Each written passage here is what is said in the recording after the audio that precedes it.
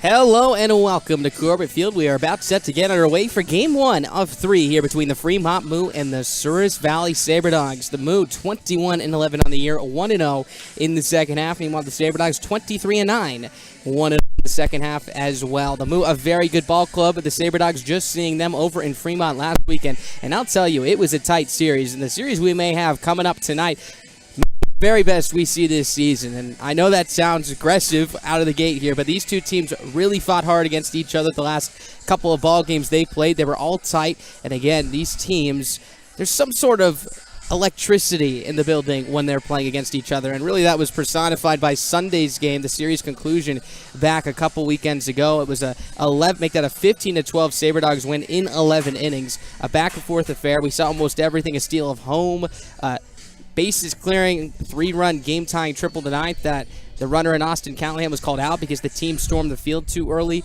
Not only that, but Jaden Beck, the relief pitcher who hadn't had an at-bat for over 4.5 years, hit a home run in that 11th inning to extend the Sabre Dogs lead from 13-12 to 15-12, and then ultimately closing out the game in the bottom of the 11th as well. So we got a very good ball game coming up for you guys tonight. But before we get to that, let's talk about last night's ball game. I'm Max Tanzer, of course, joined alongside Ballard Akaway as always. And Ballard, we saw an incredible contest yesterday, a 6-5 Sabre Dogs win in which they won in extra innings. Now, they came into this ball game, Ballard, tied, or I should say, they came into the bottom of the 9th inning trailing 4-2. It was Gunnar McGran who came up and pushed a single through the 6 hole into left field for a base hit. Drew Miller, who came into the game as a pinch hitter just a couple innings before this, comes to the plate for his second plate appearance and launches a ball over the back wall in right field to tie the ball game up when the Sabre Dogs were down to the final 2 outs. Then you zoom to the top of the 10th. The Trappers start with a runner at second base, nobody out, and Daniel Sharon, who's out for his 3rd inning of relief, is able to retire the first 2 batters and hold Braden Cordes at third base, but it was a very good at-bat that resulted in a fisted RBI single to shallow center field to give the Trappers the lead 5-4. Let's fast forward to the bottom of the 10th inning now. The Sabre Dogs are starting with Alan Greer at second base after a lot of walks. The situation turned to the bases loaded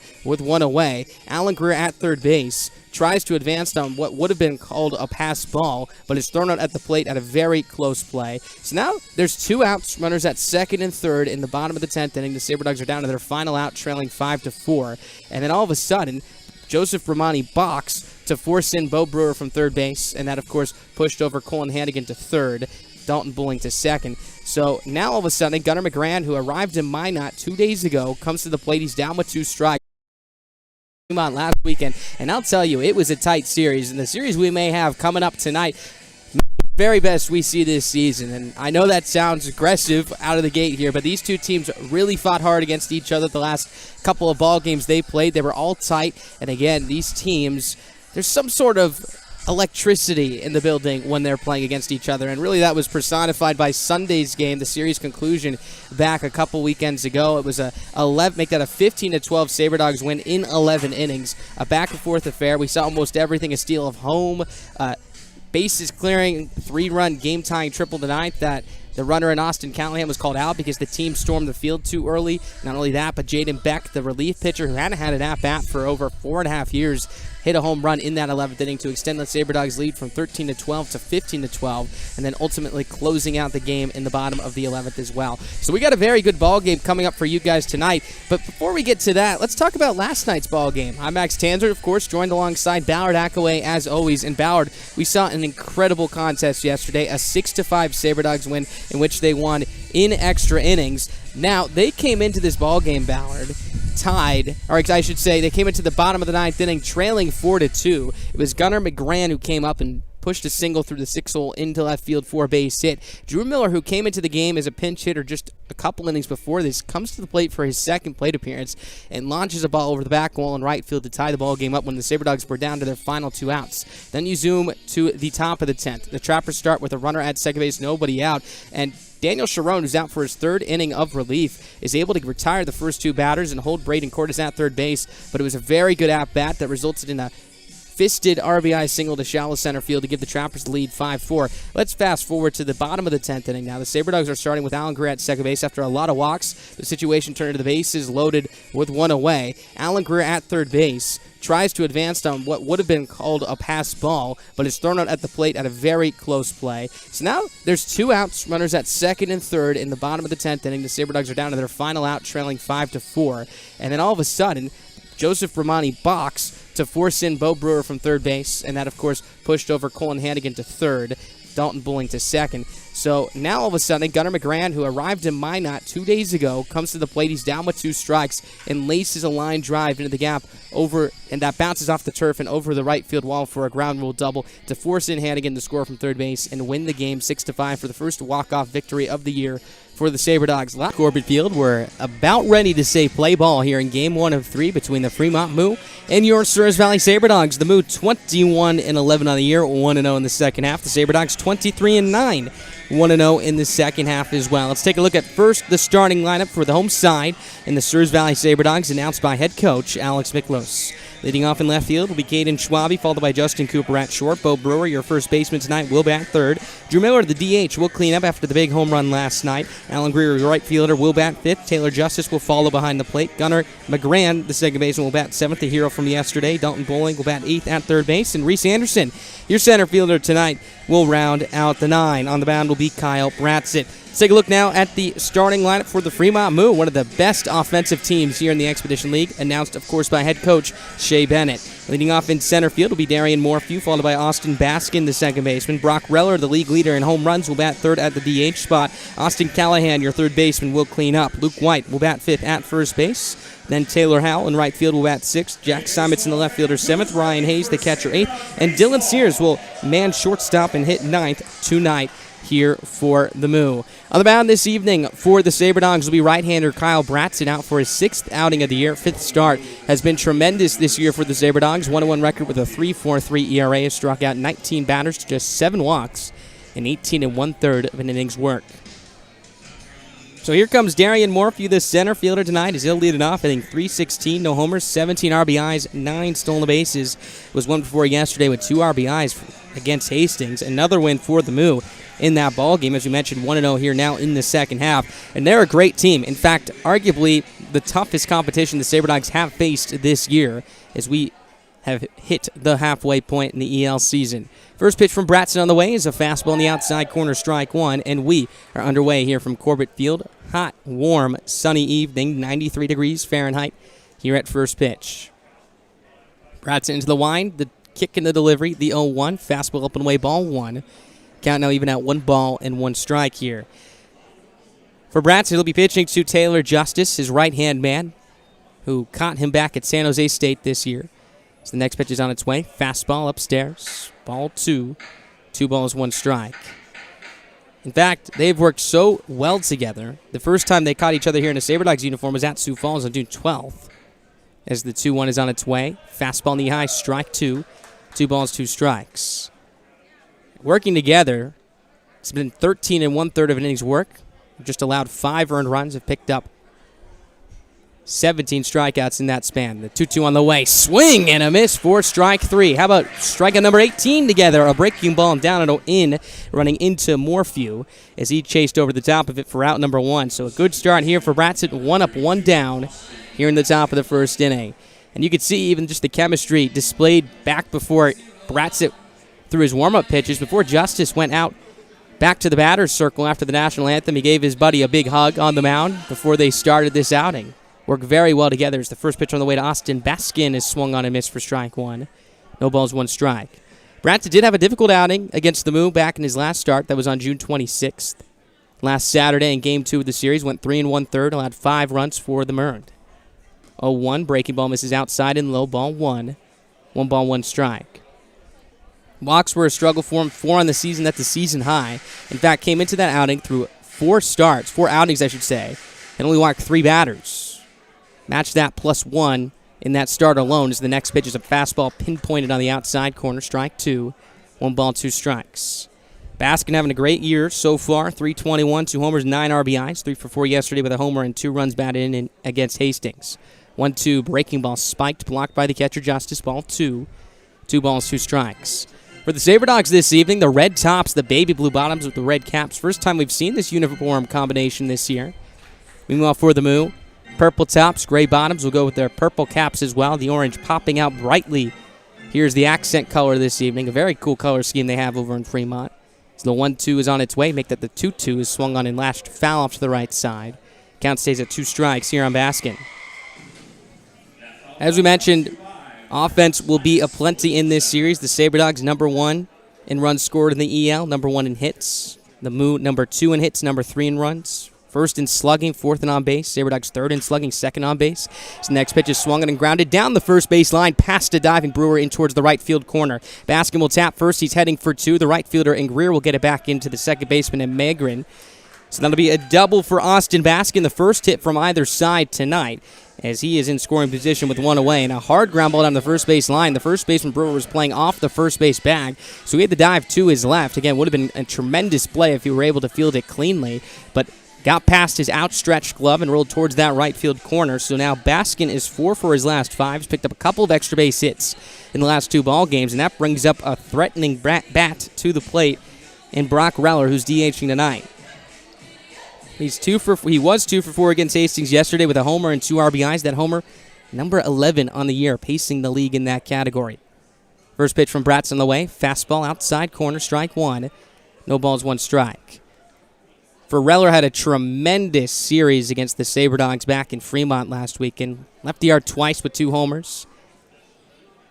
Left the yard once. That homer came on the 26th.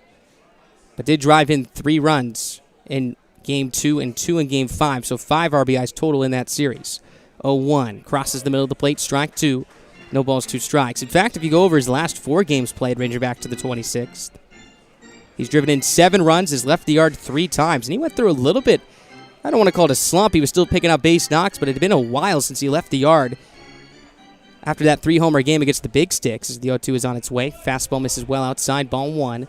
1 ball, 2 strikes. Against the Big Sticks back on June 6th, hit 3 homers, drove in 7, and then laid off a little bit. Didn't homer until June 24th against the Whiskey Jacks, the game before that Sabre Dog series in Fremont. And since that Wheat City homer, he's homered 4 times in 6 games.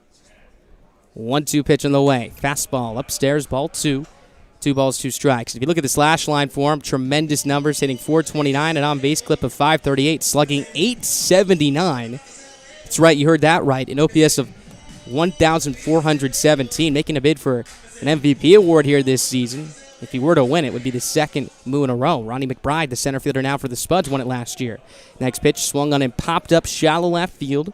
Cooper, the shortstop, ranging onto the cut of the outfield turf, now into shallow left field. A camp underneath it to make the grab for out number 2. So that'll hold Baskin at second base. 2 outs now here in the top of the first inning, as that'll bring up Austin Callahan to the plate.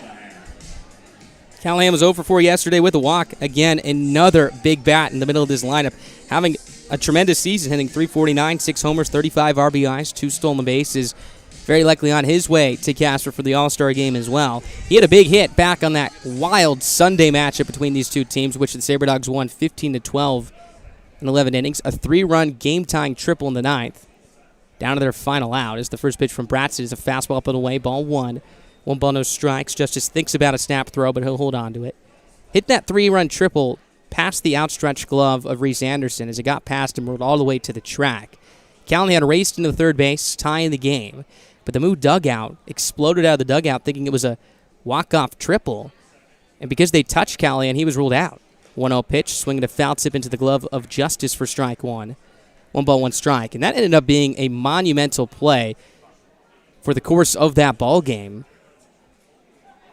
As if he was safe at third base and the dugout does not storm on the field and his teammates don't mob him over at third base. He's at third base with 1 out representing the winning run. Instead, that erases the base paths. So the 1-1 is swung on and found straight back, strike 2. 1 ball, 2 strikes. That allowed the Sabre Dogs to make it 2 extra innings in much easier fashion, where they would, of course, win on the go-ahead Alan Greer sacrifice fly and the 2-run home run from Jaden Beck in the 11th from a pitcher only, a reliever, might I add, who hadn't had an at-bat in 4.5 years. He would then close the game out, pick up the win in the bottom of the 11th.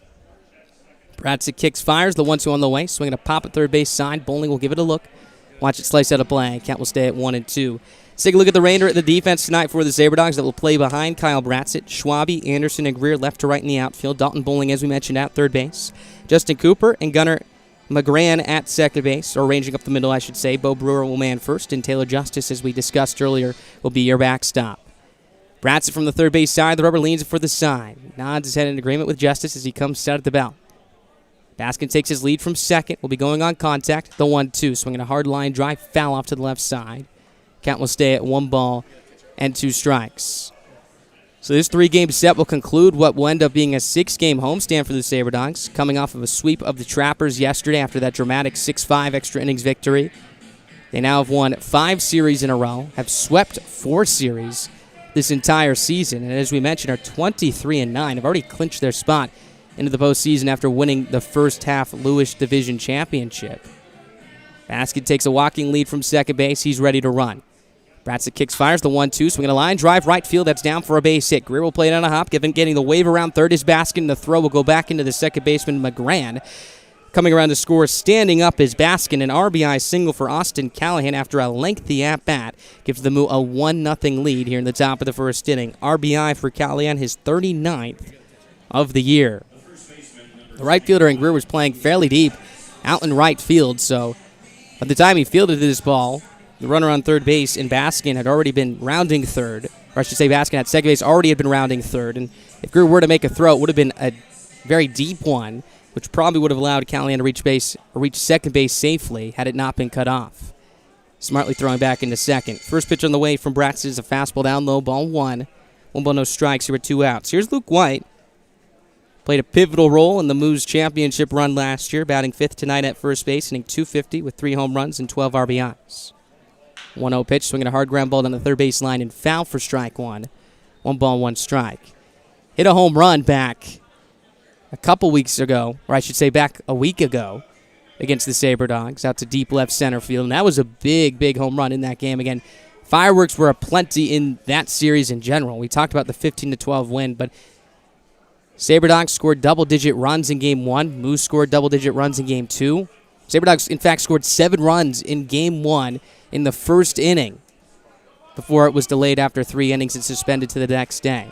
1-1 pitch from Bratzett. Just misses outside, ball 2. 2 balls, 1 strike here with still 2 outs. Inning started with the strikeout to Morphy, the double to Baskin down the right field line. Reller popped out the short, and Callahan drove in Baskin from second with an RBI single to right. Bratzett kicks, fires, the 2-1 on the way. Swing and a miss. Good breaking ball running away from the right-hander and White. Strike 2. 2 balls, 2 strikes. When we head to the bottom of the first, it'll be the top of the Sabre Dogs lineup. Caden Schwabe, of course, to lead it off. 1-0 Moo here, just getting underway. 2 balls, 2 strikes, 2 outs here in the top of the first inning. Bratzett kicks and delivers. Pitch on the way. Swing and a miss for strike 3. Another good breaking ball from Bratzett as he doubles up on that pitch to retire White via the K. Moo do pick up 1 run on 2 hits, no errors, 1 runner left on. Let's head to the bottom of the first. Sabre Dogs coming up for the first time tonight, trailing 1-0 here at Corbett Field. This is Jordan Williams. I play outfield for the Souris Valley Sabre Dogs, reminding you that Planet Pizza is celebrating 25 years in the Magic City this summer. Stop in and try award-winning pizza and wings, vest up for some laser tag, or aim for a jackpot on one of our 50 arcade games.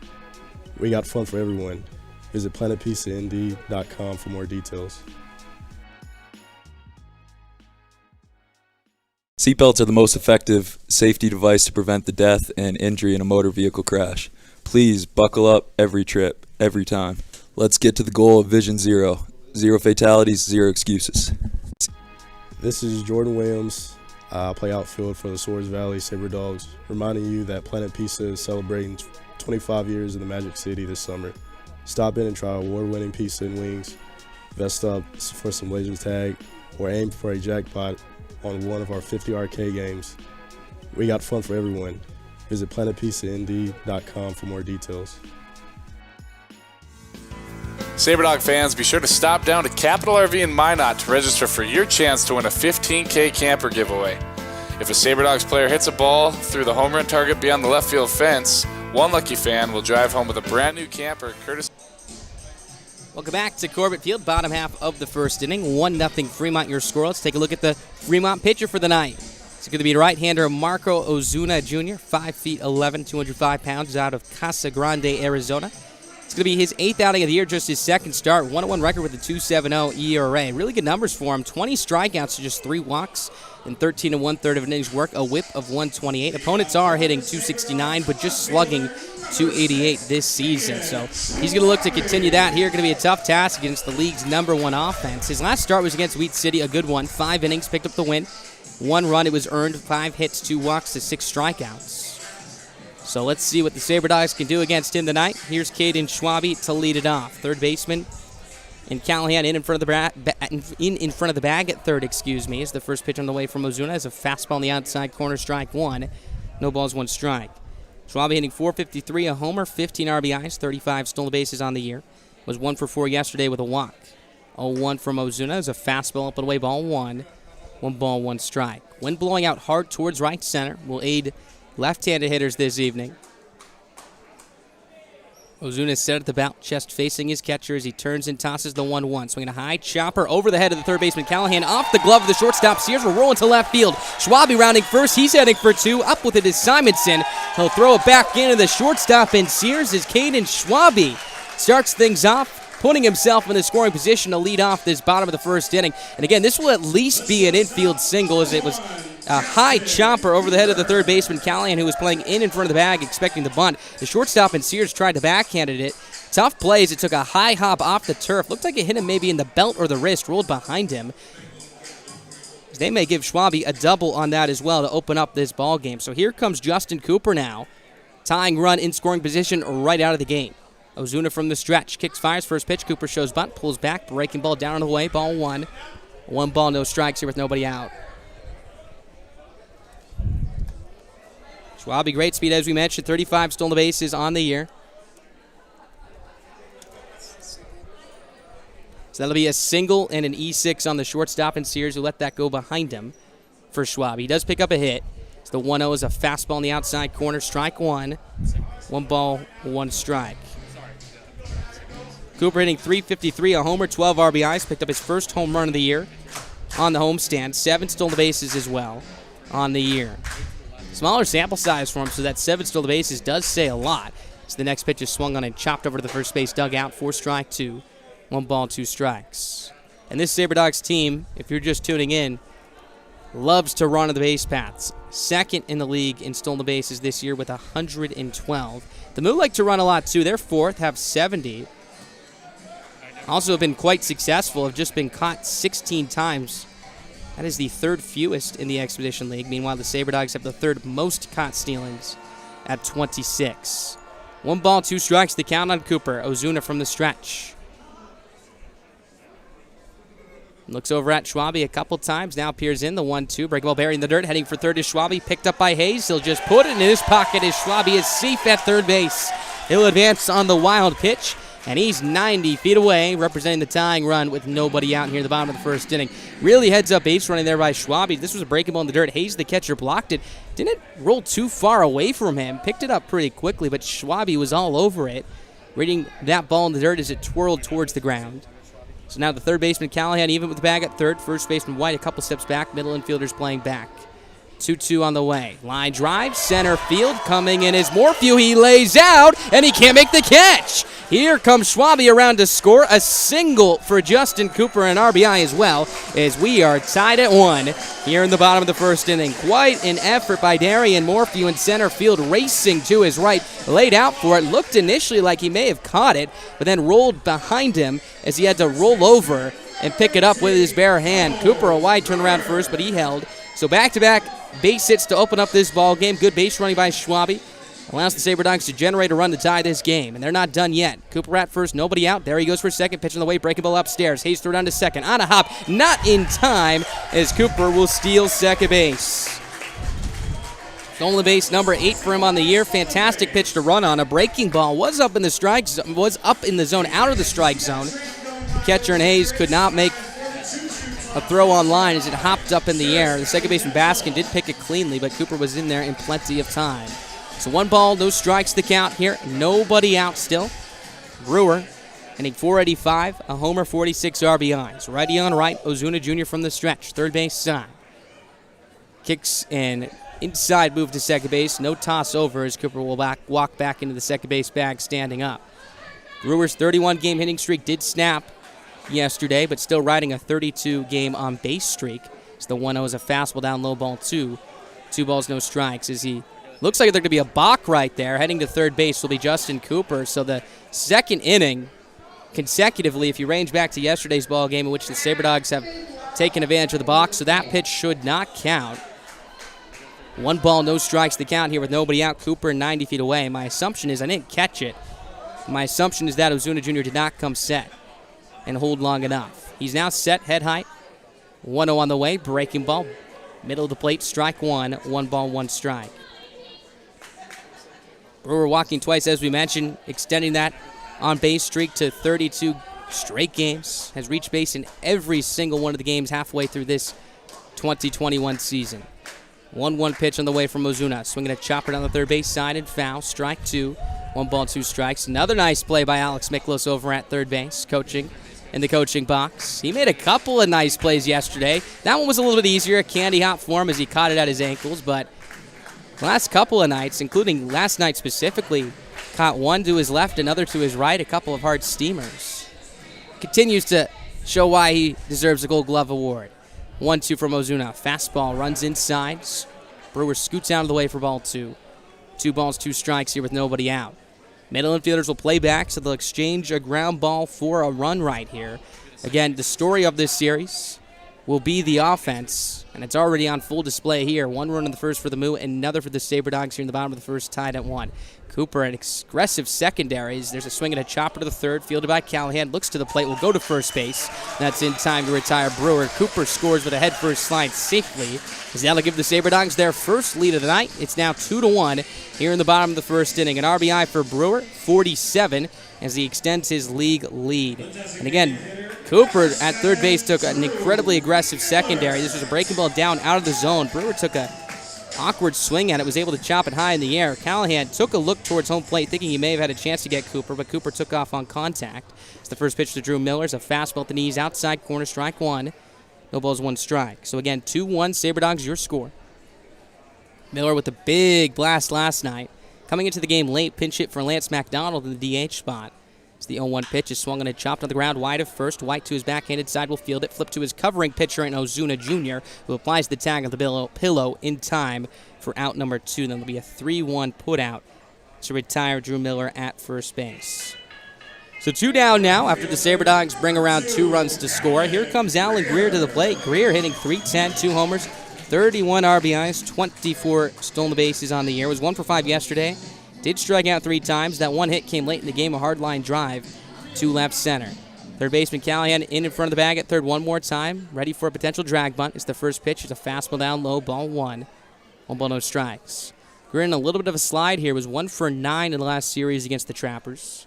Again, that 1 hit coming yesterday. Looking to heat up once again. Did leave the yard last Sunday over in Fremont at Mueller Field as the 1-0 is swung and a chop to third. Nice stab to his left by Callahan as he picks it up, shuffles across, and throws to first base in time to retire Greer. Tough play for Austin Callahan as he was drawn in, had to range to his left, reach out as far as he could, was able to make the play cleanly, and then toss across the first base to retire a speedy Greer. Let's head to the top of the second inning. 2-1 SaberDogs, your score, as you're listening to Expedition League Baseball live on the Souris Valley SaberDogs Radio Network.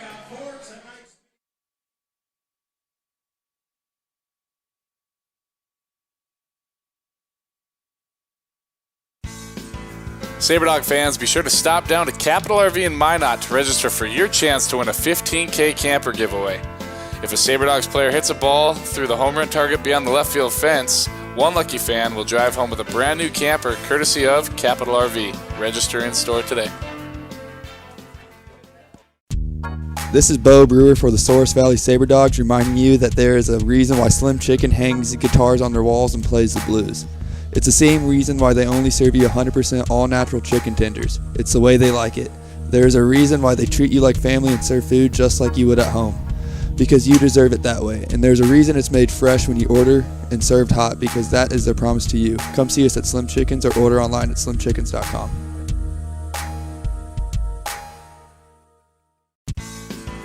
SaberDog fans, be sure to stop down to Capital RV in Minot to register for your chance to win a 15K camper giveaway. If a SaberDogs player hits a ball through the home run target beyond the left field fence, one lucky fan will drive home with a brand new camper courtesy of Capital RV. Register in store today. This is Bo Brewer for the Souris Valley SaberDogs, reminding you that there is a reason why Slim Chicken hangs guitars on their walls and plays the blues. It's the same reason why they only serve you 100% all-natural chicken tenders. It's the way they like it. There is a reason why they treat you like family and serve food just like you would at home. Because you deserve it that way. And there's a reason it's made fresh when you order and served hot, because that is their promise to you. Top half of the second inning. A lot of offense so far here at Corbett Field. 2-1 SaberDogs your score. 1 run in the first, of course, for the Moo. 2 for Souris Valley. In the bottom half of the frame, here's Kyle Bratzit out for his second inning of work. His first pitch on the way to Taylor Howells, a fastball up and in, ball 1. 1 ball, no strikes. Howell hitting .286, 2 homers, 8 RBIs, was 1 for 4 yesterday with a double and a run batted in back in Hastings. Or I should say in Fremont against Hastings. 1-0, swinging hard line drive right at the third baseman, Bowling, who doesn't have to move a step, who catches it out of the air for out number 1. A hard hit ball for Howell. Unfortunately, right at Bowling at third base. Got it at about the belt height with 2 hands. Bratzit will take it as his buddy from San Jose State makes the catch for out number 1. Here's Jack Simonson, the left fielder tonight, hitting .219, a homer, 5 RBIs, 2 for 4 last night with a K. And this is a long, long road trip for the Moo coming up from Fremont, Nebraska. So the first pitch from Bratzit is a fastball that just misses inside, ball 1. 1 ball, no strikes. Heard they left at 5:30 in the morning today. Arrived at the ballpark at around 4:30 or so. Again, it's a very lengthy trip, about 9 to 10 hours. Sitting on the bus for that long and then getting out to the ballpark ready to play a game. It's quite impressive as the next pitch from Bratzit is a fastball on the outside corner, strike 1. 1 ball, 1 strike. SaberDogs had to deal with that over in their trip over to Nebraska just last week, traveling from Minot to Hastings. So the 1-1 is a breaking ball down the way, ball 2. 2 balls, 1 strike. Howell, Simonson, and Hayes, 6, 7, and 8 here in the lineup tonight for the Moo. Bratzit twists and delivers. His 1 strike pitch on the way, swinging a cue shot off the end of the bat, fouled straight back. Count now even at 2 balls and 2 strikes here with 1 out. 1 run, 2 hits, 1 error for Fremont. 2 runs, 2 hits, no errors for Souris Valley. Bratzit climbs the hill, comes set as he pauses in front of his chest. He turns, kicks, and fires. The 2-2 on the way. Swing and a miss for strike 3. A nasty breaking ball with a lot of horizontal break, like a frisbee running towards that left-hander's batter's box.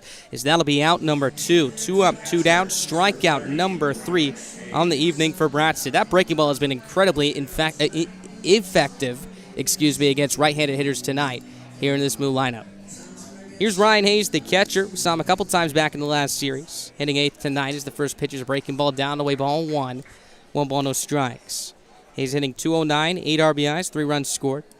Did not pick up hit yesterday, but did reach via 2 walks. Bratzit turns, kicks, and delivers. The 1-0. Fastball down low, ball 2. 2 balls, no strikes. Hayes, a product of Yakima Valley Community College. His start yesterday against Hastings was his only appearance of the series. As Bratzit delivers the 2-0 pitch on the way, swinging a pop-up, slicing out a play to the right side. Strike 1. 2 balls, 1 strike here with 2 outs. So after giving up a run to the first, Bratzit has looked to settle in here, retiring the 2 first batters he's faced. Is behind 2-1, looking to climb back in right here. He twists and delivers. The 2-1 is on its way. Swinging a high fly ball right field. Greer taking a couple steps back, now ranging towards the track as it's slicing away from him as he makes the running catch on the track in right field for out number 3. What a play by Alan Greer as this one kept carrying and slicing on him at the last second. Reached down as far as he could to make the galloping grab to retire the side. Really good inning for Kyle Bratzit as he faces the minimum and sets the Moo down in order 1-2-3. Here in the top of the second. We're heading to the bottom of the second inning. 2-1 SaberDogs, your score. Taylor Justice will lead it off when we come back.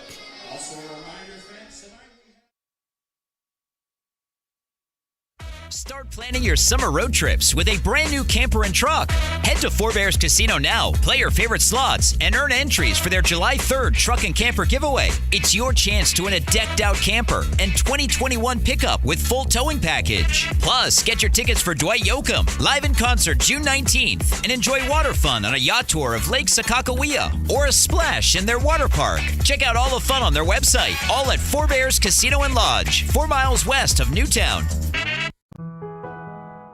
Life is all about moments, big moments, small moments, and those moments you just can't put into words. It's how we at First International Bank and Trust live first and have been for more than 110 years. One customer, one family, one moment at a time. First International Bank and Trust. Live first. Member FDIC, Equal Housing Lender. Start planning your summer road trips with a brand new camper and truck. Head to Four Bears Casino now, play your favorite slots, and earn entries for their July 3rd truck and camper giveaway. It's your chance to win a decked out camper and 2021 pickup with full towing package. Plus, get your tickets for Dwight Yoakam live in concert June 19th and enjoy water fun on a yacht tour of Lake Sakakawea or a splash in their water park. Check out all the fun on their website, all at Four Bears Casino and Lodge, 4 miles west of Newtown.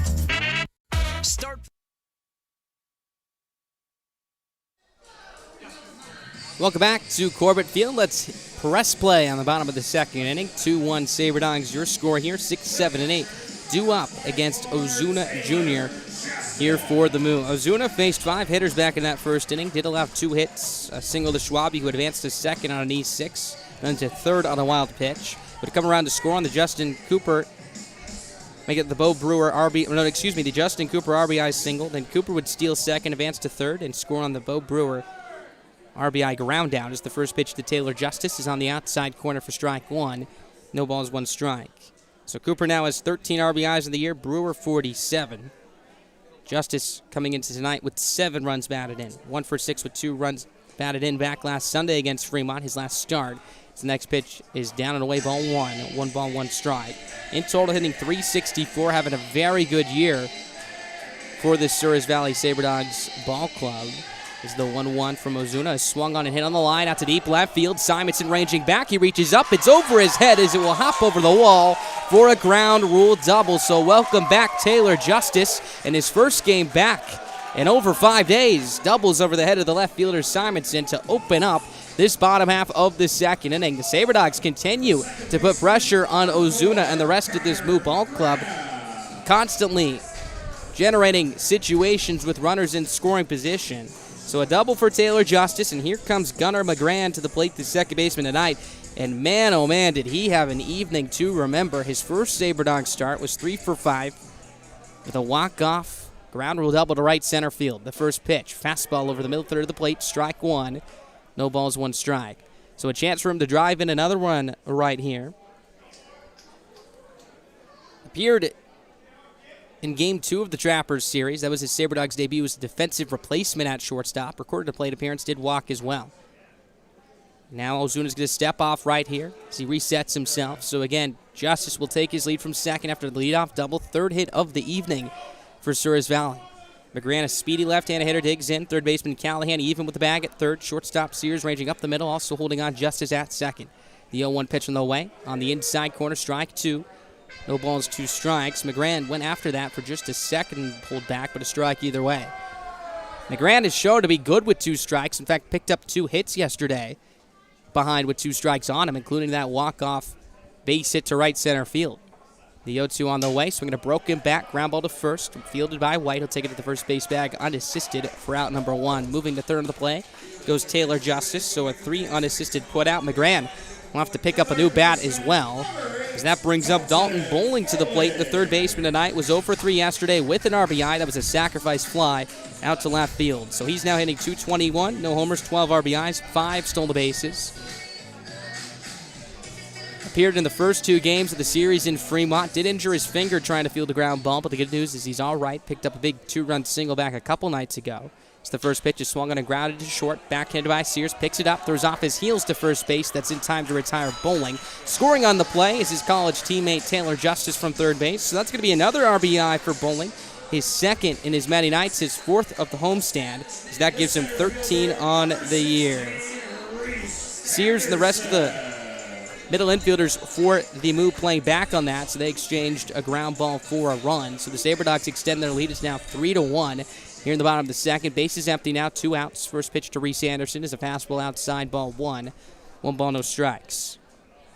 So the SaberDogs, as they've done all season, doing a very good job manufacturing runs. A very different look to this offense than we see with Fremont. So the next pitch is a breaking ball, swung on and missed for strike 2. No balls, 2 strikes. Fremont slugs high, first in the league in that category, hits a lot of home runs as well. SaberDogs, while they have left the yard particularly a lot on this homestand, a lot of their runs come from manufacturing runs with good base running or executing in certain situations. As the next pitch is a break ball upstairs, ball 1. 1 ball, 2 strikes. And again, that's a prime example. Infield playing back with 1 out. Bowling the ground ball up the middle to score a run as Anderson swings and lines this right to the shortstop Sears, who squats down and makes the catch. About tie for out number 3. Anderson hit down the button, but unfortunately right at Sears. SaberDogs pick up 1 run on 1 hit, no errors, 1 runner left on here in the bottom of the second inning as they extend their lead to 2 now. It's 3-1. Let's head to the top of the third here at Corbett Field. You're listening to Expedition League Baseball live on the Souris Valley SaberDogs radio network.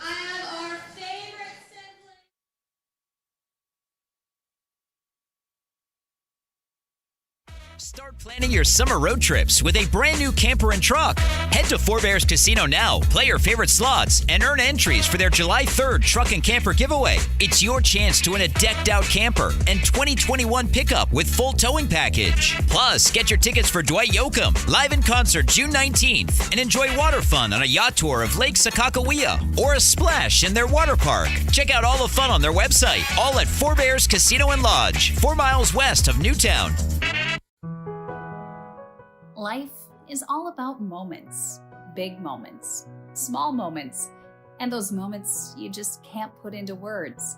It's how we at First International Bank and Trust live first and have been for more than 110 years. One customer, one family, one moment at a time. First International Bank and Trust. Live first. Member FDIC, Equal Housing Lender. Start planning your summer road trips with a brand new camper and truck. Head to Four Bears Casino now, play your favorite slots, and earn entries for their July 3rd truck and camper giveaway. It's your chance to win a decked out camper and 2021 pickup with full towing package. Plus, get your tickets for Dwight Yoakam live in concert June 19th and enjoy water fun on a yacht tour of Lake Sakakawea or a splash in their water park. Check out all the fun on their website, all at Four Bears Casino and Lodge, 4 miles west of Newtown. Life is all about moments, big moments, small moments, and those moments you just can't put into words. It's top half of the third inning, 3-1. SaberDogs, your score. It's the top of the order here for the Moo. Make that 9-1-2. Dylan Sears, the 9-hitter to lead it off. Shortstop tonight. Bratzett will face the order for the first time through after he faces Sears here tonight. As the first pitch is swung on and fouled straight back, strike 1.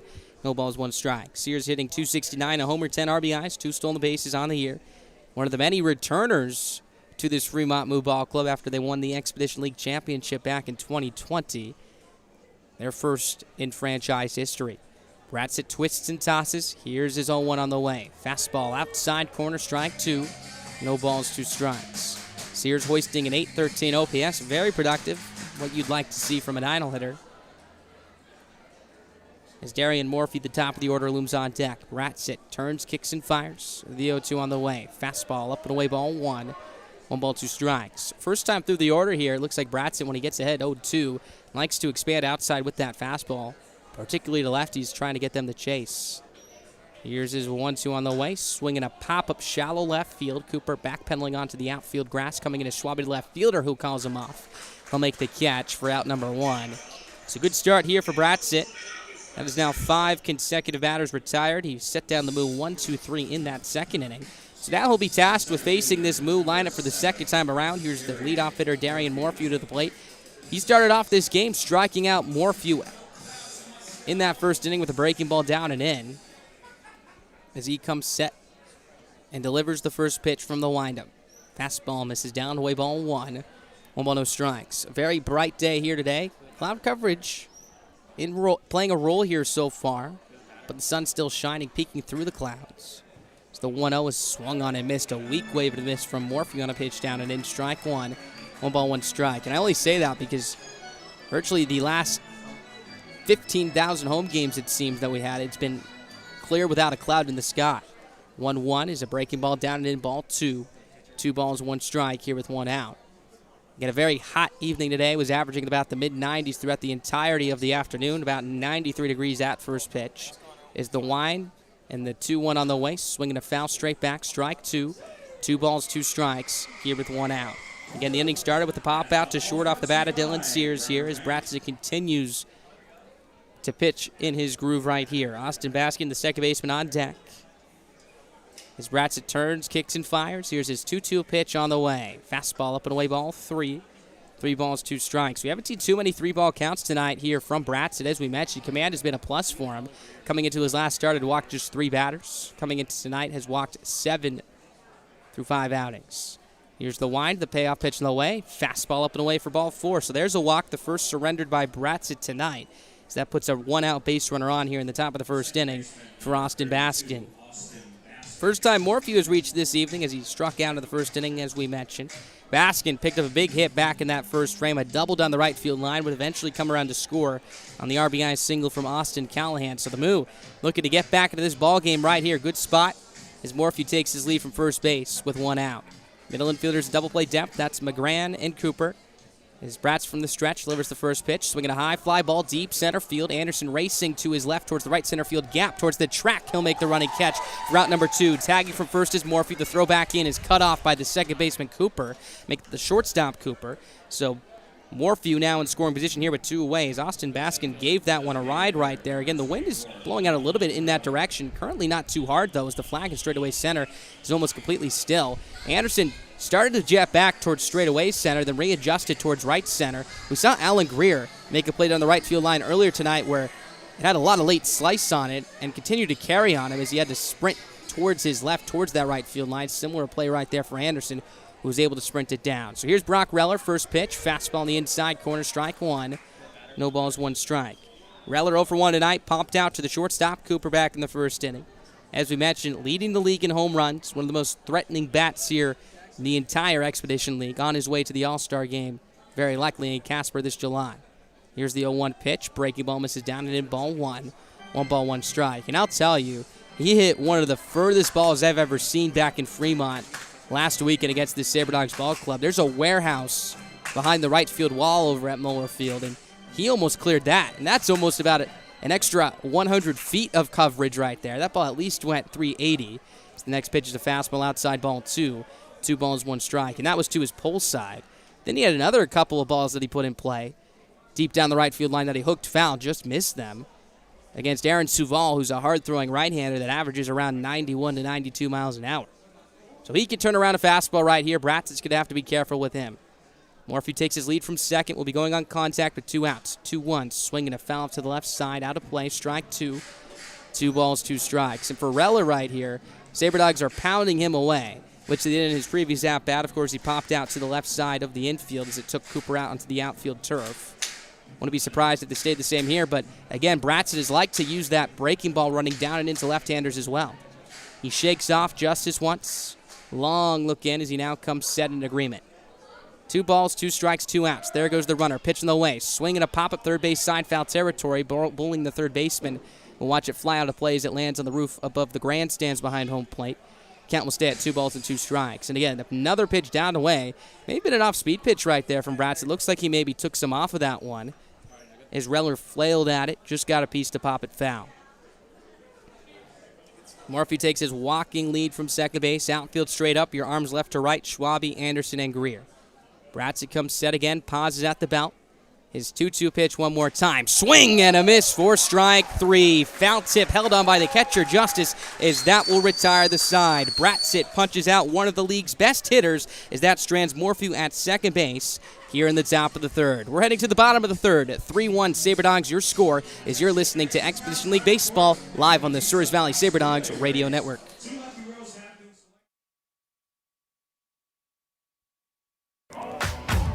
SaberDog fans, be sure to stop by Corbett Field on Friday, July 2nd to see the boys in their Friday night whites as they take on the reigning Expedition League champion Fremont Moo. Souris River Brewing Company will be giving away a free pint glass to the first 500 fans to enter the ballpark. Make sure to arrive early as gates open at 6:05 with first pitch slated for 7:05. We all protect what we love. It's instinct. We do everything we can to keep our loved ones safe, and they do everything to keep us safe. Seatbelts save lives. It's an indisputable fact, and buckling up is something we all can do. Buckle up, Dad. Seatbelts save lives. Buckle up. Every trip, every time. Brought to you by the North Dakota Department of Transportation through Vision Zero. SaberDog fans, be sure to stop by Corbett Field on Friday, July 2nd to see the boys in their Friday night whites as they take on the reigning Expedition League champion Fremont Moo. Souris River Brewing Company will be giving away a free pint glass to the first 500 fans to enter the ballpark. Make sure to arrive early as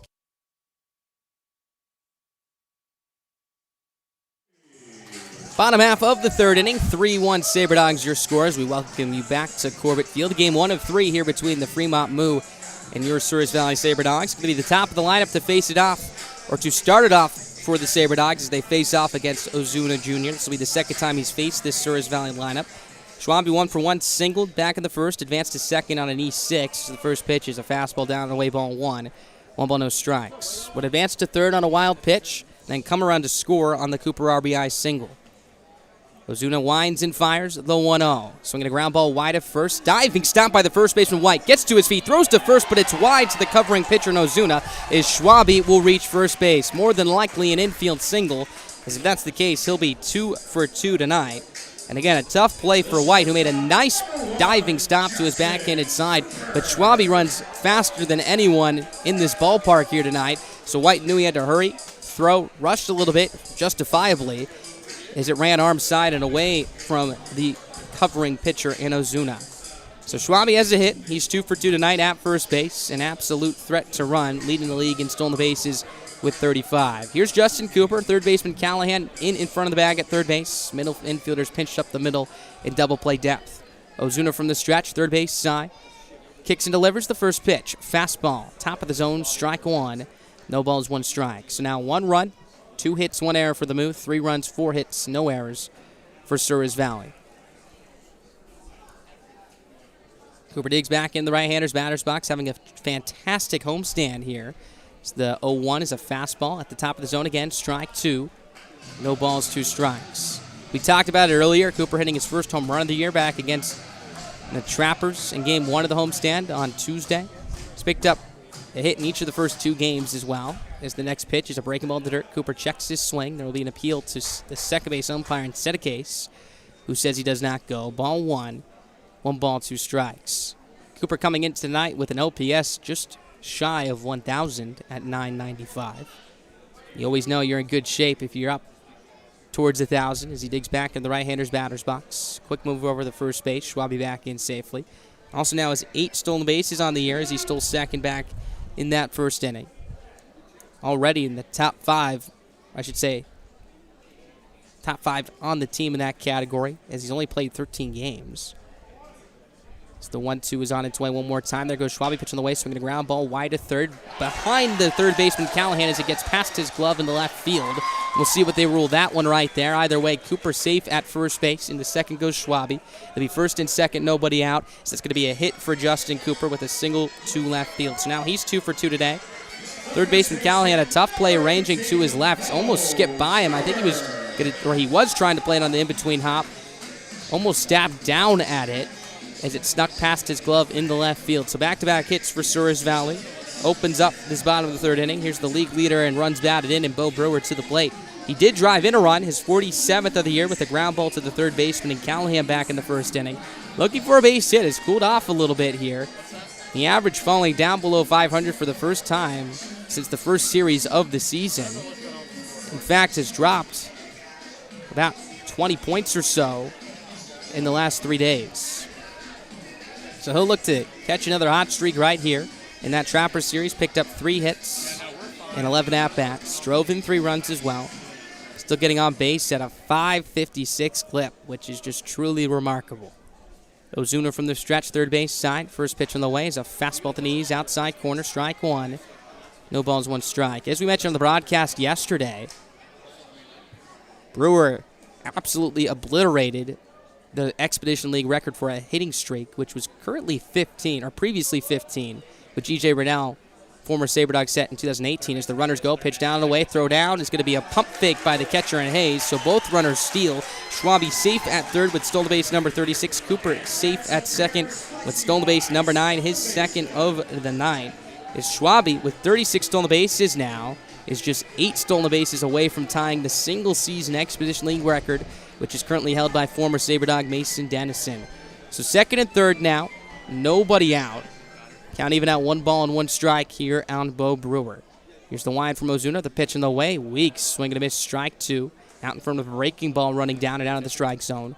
1 ball, 2 strikes. Back to what we were talking about for Brewer. He doubled the hitting streak record.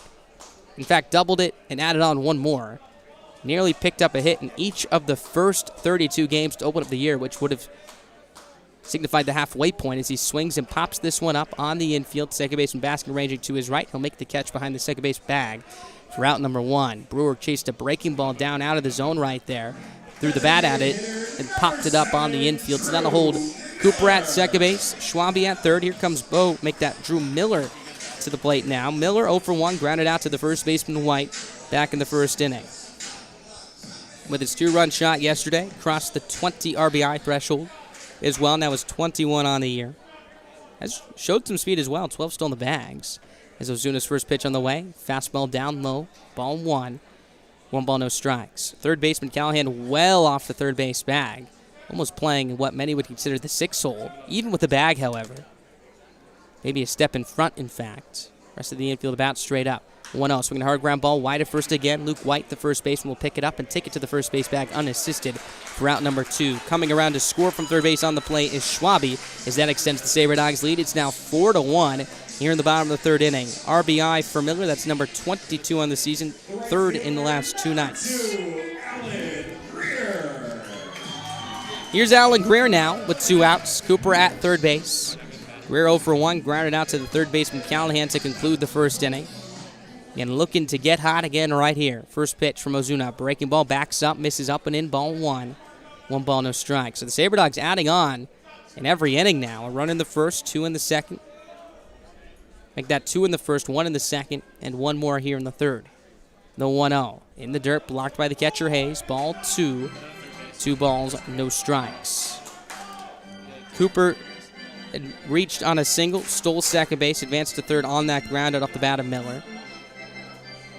As Ozuna is now going from the wide with Cooper only at third base. The 2-0. Swing and a miss. We're a little bit out in front of that one. Pitch outside. Strike 1. 2 balls, 1 strike here with 2 outs. Taylor Justice, the catcher, looming on deck. When we get to the top of the 4th for the Moo, they'll be there 4, 5, and 6 hitters, Callahan, White, and Howe. The 2-1 on the way. Swinging a chopper off the catcher and Hayes as it maybe hit his shin guard. That looks to be the case, and hops high back up in the air and rolls back to the pitcher and Ozuna for strike 2. 2 balls, 2 strikes. They're going to get a new ball right there as that one was likely scuffed. The second base umpire, Paul Sidicase, takes a look at it. He'll give it back to Ozuna, so it looks to be all right. So Greer looking to protect. Deuce is running wild. 2 balls, 2 strikes, 2 outs for number 2 on the SaberDogs and Alan Greer. Ozuna from the wide. Here's his 2-2 delivery on the way. Swing and a miss for strike 3. A pitch running away from Greer as he went after it, as that will retire the side. But the SaberDogs pick up 1 more run on 2 hits, no errors, 1 runner left on here in the bottom of the 3rd inning. We're a third through this one here at Corbett Field. We're heading to the top of the 4th. 4-1, Souris Valley, your score.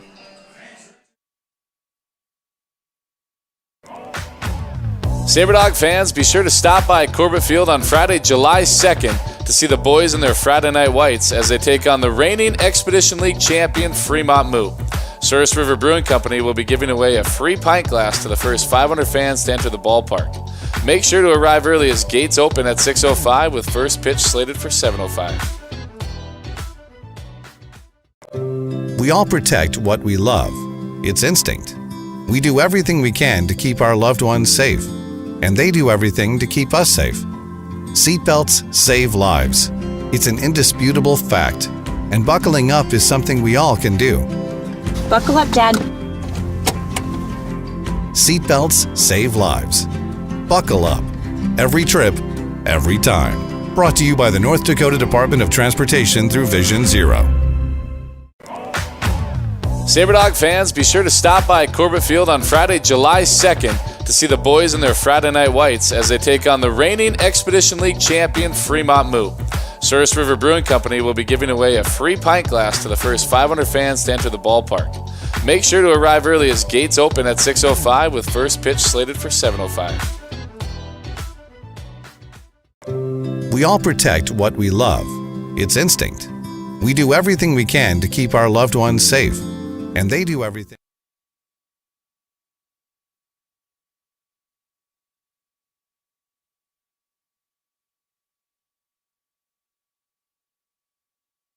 Top half of the fourth inning, 4-1 SaberDogs your score. Here's Trevor Bratson out for his fourth inning of work. Very good stuff from him tonight, as he'll get 4, 5, and 6. Austin Callahan, the third baseman, will lead it off. He's 1 for 1, single and a run. Back on a line drive to right in the first inning to bring around Baskin the score. Here's Bratson's first pitch. Fastball, runs outside, ball 1. 1 ball, no strikes. So Bratson, who, as we mentioned, struggled in his last outing against the Moo back last weekend. A much different look here. The Bratson we saw back in his first 4 starts. As he winds and deals the 1-0. On the outside corner, looked like an off-speed pitch right there for strike 1. 1 ball, 1 strike. Bratson at one point had retired 5 batters in a row. That was interrupted by the walk to Morphy, but then Bratson bounced back and retired the next 2 batters. 1-1 pitch is outside, ball 2, a fastball. 2 balls, 1 strike. Second baseman in McGran ranging up the middle onto the cut of the outfield grass as well. Wide hole between him and the first baseman Brewer. As Bratson winds and deals the 2-1 pitch on the way. Swing and a miss on another breaking ball, twisting towards the back foot of Callahan, a left-handed hitter. Strike 2, 1 ball, 2 strikes. That pitch has been lethal to left-handed hitters tonight. Let's see if he wants to double up with it. He's set, pauses at the belt. Turns, kicks and tosses. Low 1-2 on the way. Runs outside and low, ball 2. 2 balls, 2 strikes. Luke White, the hot-hitting first baseman, looming on deck. 3 balls, 2 strikes is the count. Bratson winds and fires. The payoff pitch on the way. Swinging a high fly ball out to deep right field, twisting towards the right field line. Greer will watch it hook out a play for a long, long foul ball.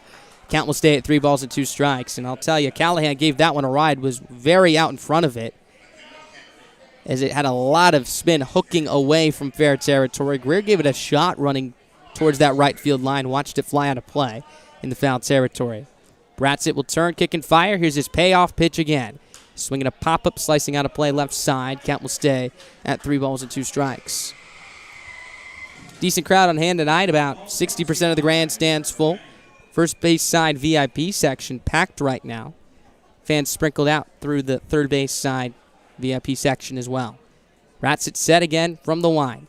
Turns and tosses the payoff pitch in low way. Swinging a pop-up left side, out of play again. Count will hold at 3 balls and 2 strikes. So the Moo looked to get off to a convincing start here against Bratson. After Morphew struck out, it was a double to Baskin and then an RBI single from the man at the plate in Callahan. At that point, you're thinking offense will be active tonight, but Bratson has really settled in here. The payoff pitch in the way. Swing and a miss for strike 3. Pulled the string on Callahan. Looked like a changeup right there, as that is out number 1. Here to start off this top of the 4th inning for Bratson. That is strikeout number 5 of the night. So that brings up Luke White to the plate in a very long battle between him and Callahan. Bratson the victor. Here comes Luke White, one of the many strikeout victims tonight here against Bratson. Struck out swinging to end the first. Righty on right, Bratson's first pitch is a fastball outside, ball 1. 1 ball, no strikes. And really the perception on Bratson's last start here against Fremont, over in Fremont, was that it wasn't necessarily bad. Caught a couple of tough breaks. As the 1-0 is in the dirt. Ball 2. 2 balls, no strikes. And while statistically speaking, it may have been his worst, 4 runs through 3 1/3, still made quality pitches. Again, it was just a couple of mistakes. And I think this outing right here so far shows us that. It's the 2-0 is down and in ball 3, 3 balls, no strikes. And again, that very likely was just a fluke. And the outlier here and what's been a really good start for him this season. Bratzett winds and delivers. The next pitch on the way. Fastball misses down and in ball 4. So Luke White will take first base. The second walk surrendered by Bratzett this evening. That comes with 1 away here in the top of the 4th inning. So they'll bring up Taylor Howell to the plate. Howell 0 for 1, lined down to the third baseman, bowling in the 2nd inning. So righty on right, he'll dig into the box here. Bratzett from the third base side of the rubber leans it for the sign. Haven't seen him in the stretch too many times tonight. Saw it in the third once after he walked Morphy with 2 outs. And then in the 4th as well here. Here's his first pitch on the way. Fastball down the way, ball 1. 1 ball, no strikes. Middle infielders, as you would imagine, ranging up the middle in double play depth. Brewer holding on. White at first base. Howell, a decent runner, has 2 stolen bags at the year, so maybe a tough man to double up. Wide open stance from the right side for him. 1-0. Swinging a bounding ball down to the third base line and foul for strike 1. 1 ball, 1 strike. The count here with 1 out. Looks like Shane Sinclair is jogging out towards the bullpen in right field for the Sabre Dogs. So definitely a candidate to relieve tonight. Sinclair was very good against the Moo back in the resumption of Game 1 after it was suspended and resumed on Saturday. Tossed 5 innings, allowed the Sabre Dogs to get through that game quickly, helped them pick up the win as the next pitch is swung on and missed for strike 2. Another nasty breaking ball, diving away from the right fielder and Howell. So Bratzett has picked up 1 strikeout in the inning. All 5 tonight have been swinging. White takes his lead from first. 1 out, 1 ball, 2 strikes. Bratzett kicks and delivers the pitch on the way. Upstairs, ball 2. Count now even at 2 balls and 2 strikes. Here with 1 out. Simonson, the left fielder, on deck. Then it'll be Ryan Haynes.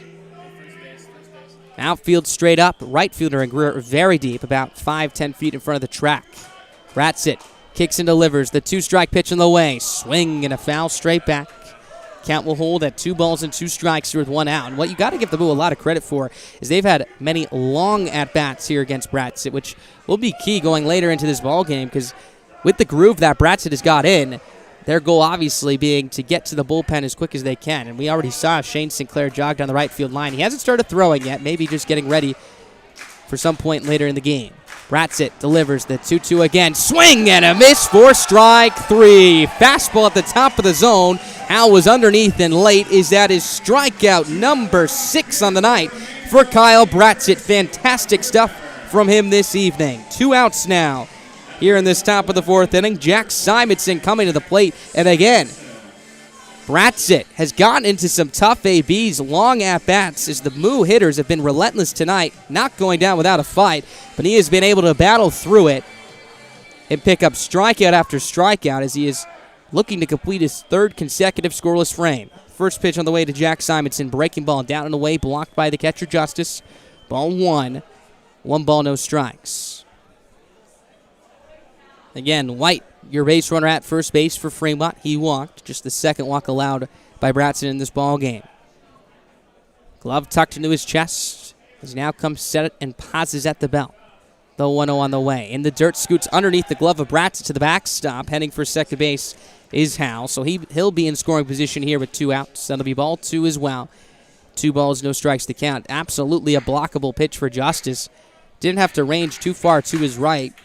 Just had to pop straight down. Got down a little bit late. The glove was up off the ground, which allowed it to scoot underneath him. May have made contact with his glove as it didn't go straight to the backstop. Rolled softly, maybe glanced off the edge.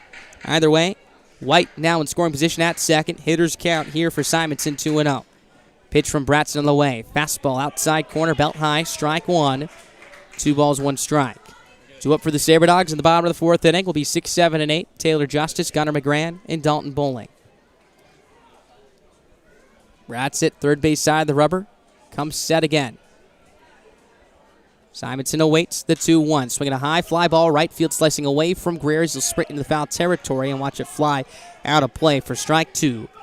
2 balls, 2 strikes here with 2 outs. So another 2-strike count here for Kyle Bratzett as he looks to get through his 4th inning of work. Deuces running wild once again. 2 outs, 2 balls, 2 strikes. Runner at second base. As Bratzett adjusts his cap, takes his right foot on the rubber, plants with his left foot. Ball behind his back, glove tucked into his chest as he comes set from the third base side of the rubber. Pauses at the belt, lifts and delivers. The 2-2 on the way. Breaking ball, runs outside, ball 3. A lot of late bite on that one. Simonson, the hitter, started his swing, pulled back immediately as he just lifted the bat off his shoulders. So the count now full at 3 balls and 2 strikes here with 2 outs. First base is open. Ryan Hayes, the catcher, on deck. Bratzett delivers the payoff pitch. Breaking ball, runs outside for ball 4.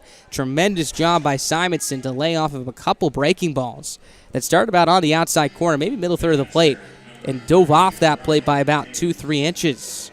So that's the second walk allowed by Bratzett in the inning, 3rd of the night. And again, a really good at-bat from Simonson, which really has been the theme tonight for the Moo. Wow, they've only been able to string around 1 run on 2 hits. Very lengthy ABs. So here's Hayes with a good chance to get the Moo back into this ball game, and in fact, he does represent the tying run.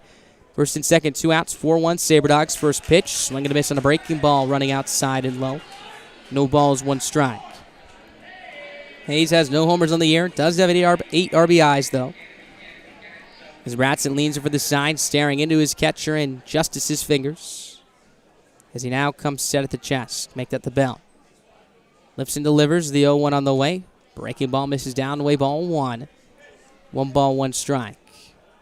Outfield straight up. Center fielder and Anderson just a couple steps towards right center. We're also a couple steps towards the right field line. Infield ranging up the middle. Shortstop Cooper almost behind the runner on second base and Luke White. Wide open 6-hole is bowling a couple steps towards the third base line. Bratzett kicks and delivers, low 1-1. Swinging a line drive right field, fairly deep. Greer ranging back towards the track now, looking up. This one's gone. 3-run home run for Ryan Hayes as that ties this ball game up at 4 apiece here in the top of the 4th inning. And that one had a lot of late carry on it as Greer took a couple steps back, looked to have had a run on it, then looked up right in front of the wall, watched it steam over as it cleared it by about 2 or 3 extra feet in terms of height as it took a dent down to the back wall in right field. So a home run for Hayes, his first of the year, RBIs 9, 10, and 11. As we are now tied up at 4, and that's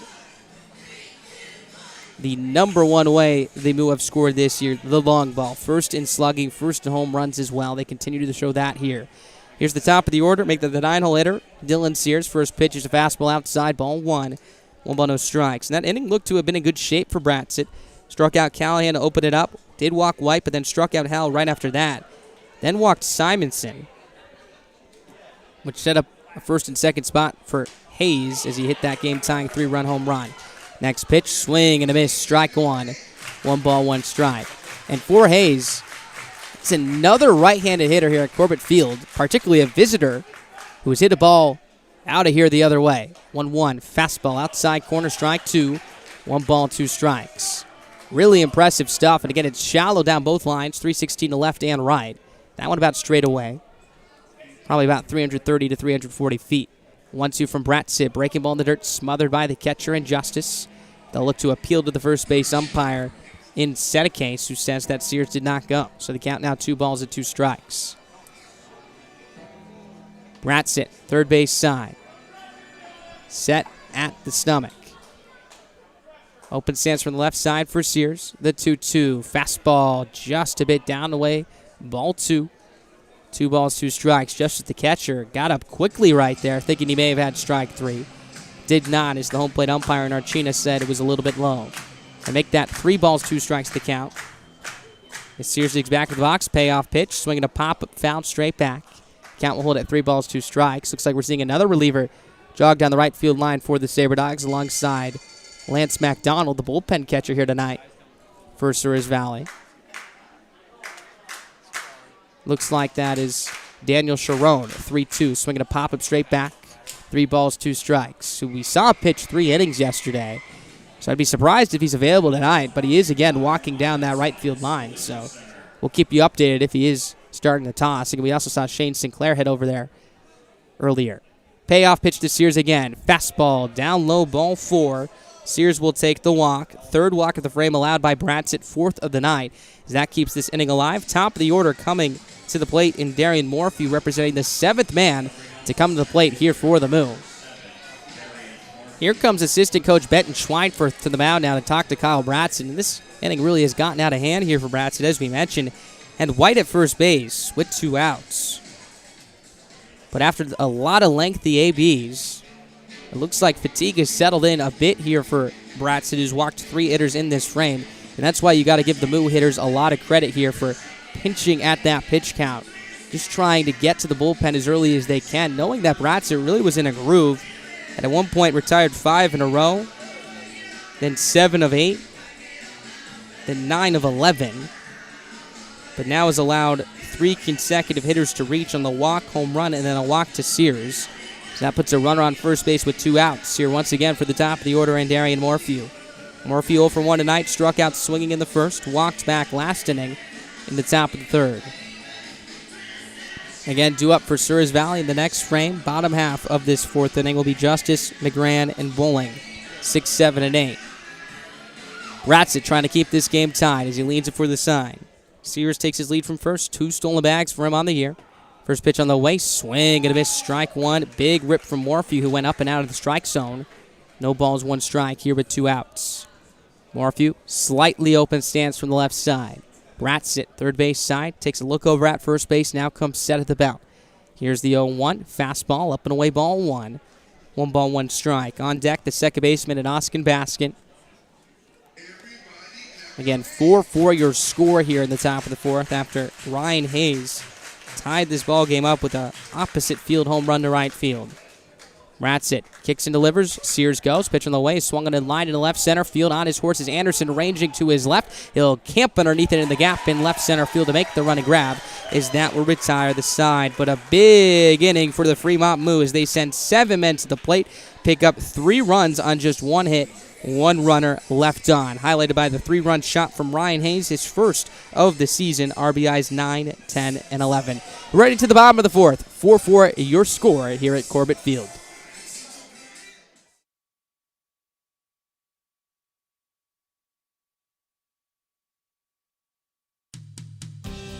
This is Caden Schwabe, an outfielder for the Souris Valley Sabre Dogs, reminding you that your favorite ball club is on all social media platforms, including Instagram, Twitter, and Facebook. Make sure to follow for starting lineups, score updates, and all of the exclusive Sabre Dogs content you'll need for the summer. Follow us at SV Sabre Dogs and use the hashtag SCODogs.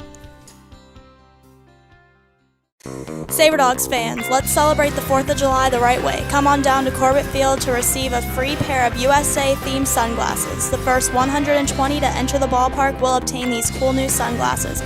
Watch the Sabre Dogs take on the Fremont Moo at 5:35. Let's celebrate the 4th of July with your Souris Valley Sabre Dogs. Don't forget to come rock in your red, white, and blue.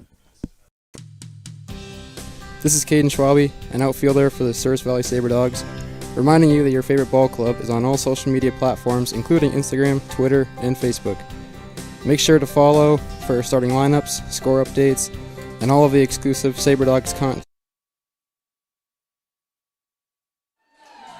Bottom half of the 4th inning, knotted at 4. Quite a ball game we've had this evening, meeting all the expectations so far. Again, this is one of the most anticipated series of the season for the Sabre Dogs, especially after the heavyweight matchups we saw between these 2 ball clubs last weekend. 4-4, here's Ozuna Jr. out for his 4th inning of work. 6, 7, and 8 due up. Justice to the plate to lead it off. He shows bunt, pulls back, takes a strike in the middle of the plate. No balls, 1 strike. Justice smacked a ground rule double over the head of the left fielder Simonson his last time up. Would come around to score on the RBI ground out off the bat of Dalton Bowling. Ozuna from the wide, set at the belt. Turns and tosses the 0-1 pitch on the way. Swing and a miss. Good breaking ball from Ozuna for strike 2. No balls, 2 strikes. For Ozuna, strikeout numbers have been very good. 20 through 13 and 1/3 of innings work this season. Has only picked up 1K tonight, however. That was back the last batter he faced, Alan Greer. 0-2, swinging a ground ball right back to the pitcher, Ozuna, as he fields it on a hop, shortens up and flips to his first baseman, White, in time for out number 1. 1-3 put out as he stabs that one out of the air. So here comes Gunnar McGran to the plate. Advanced justice over the third base on a ground ball out to the first baseman, White, his last time up. Ended up being a big play because, of course, that set up the RBI ground out for Dalton Bowling just a batter later. And if McGran doesn't advance justice to third on that play, that likely doesn't happen, or at the very least we see a different result. Ozuna's first pitch, swing and a miss. Looked like maybe a changeup right there for strike one. No balls, one strike. Either way, a lot of arm side run on that one from Ozuna. This will be Ozuna's first outing against the SaberDogs this year. In fact, 5 of his 7 appearances have been against Hastings. As the next pitch is a fastball at the knees, strike 2. No balls, 2 strikes. The second at-bat in which Ozuna has been able to climb ahead of McGran with 2 strikes. Good pace here for Ozuna as he tosses the 0-2. Swinging a cue shot foul. Chopper to the third base dugout. Count will stay at no balls and 2 strikes. The other 2 teams he's faced, the Big Sticks in an inning of relief where he allowed 1 hit in a 7-6 move victory on June 5th. The other against Wheat City, that start we mentioned where he was very good. His only other start of the year besides tonight. Here's his wind, the 0-2. Fastball at the knees on the inside corner. 4 strike 3 as Archina rings him up. Strikeout number 2 on the night here for Marco Ozuna. 2 up, 2 down. Now 5 consecutive batters retired. That brings up Dalton Bowling with the bases empty and 2 away here in the bottom of the 4th inning. So Ozuna, tie game now, has really gotten into a groove, really a reverse from what we saw from Bratzett. Bratzett started off struggling, then eased his way back in, then started to struggle again in the 4th, where Ozuna started off struggling, now easing his way in later in the ball game, second time through the order. First pitch on the way to Bowling is a fastball in the inside corner, strike 1. No balls, 1 strike. Bowling now 13 RBIs in the year after his RBI ground out. As he digs back in the right-hander's batter's box. Ozuna's 0-1, breaking ball with a lot of sharp and late movement. What a pitch right there as it bites the front doors. Inside corner, strike 2. No balls, 2 strikes. Ozuna's pace really has speeded up. Here's his 0-2 delivery on the way. Breaking ball chopped down the third base side and foul. Count stays at no balls and 2 strikes. Really starting that breaking ball on the front hip to right-handed hitters as it glides back towards that inner edge. Bowling on top of it right there as he spoils it foul. 4-4, bottom of the 4th. Game 1 of 3 here between the Moo and the Sodbusters. Make that the Moo and the SaberDogs. Here's the wind, hesitation, the 0-2 on the way, swinging a hard ground ball right side. That's through for a base hit, so Dalton Bowling will check in with his first hit of the night, takes it the other way. Back-to-back productive at-bats for him. That's the first hit by a SaberDogs hitter in 5 batters now. Good piece of hitting as well with 2 strikes, not trying to do too much, just served a hard one-hopper through the 4-hole 4-base hit, the 6th hit of the evening for Souris Valley. So Bowling at first base now make that. Anderson coming to the plate here with 2 outs. Anderson lined out hard to the shortstop Sears his last time up, looking for another barrel right now. Third baseman Callahan in front of the bag at third. First pitch is a fastball down and in, ball 1. 1 ball, no strikes. Callahan and the Moon know all about Anderson bunting, dragged for an infield single back in the 11th inning on Sunday's SaberDogs win as the 1-0 is swung on and chopped up the middle. Shortstop Sears ranging to his left. He'll take it to the second base bag unassisted as that will retire the side. 6 unassisted fielder's choice caps the 4th inning. SaberDogs pick up no runs on 1 hit, no errors, no runners left on. Let's head to the top of the 5th. Cruising through this one here in Minot. 4-4 your score as you're listening to Expedition League Baseball live on the Souris Valley SaberDogs Radio Network.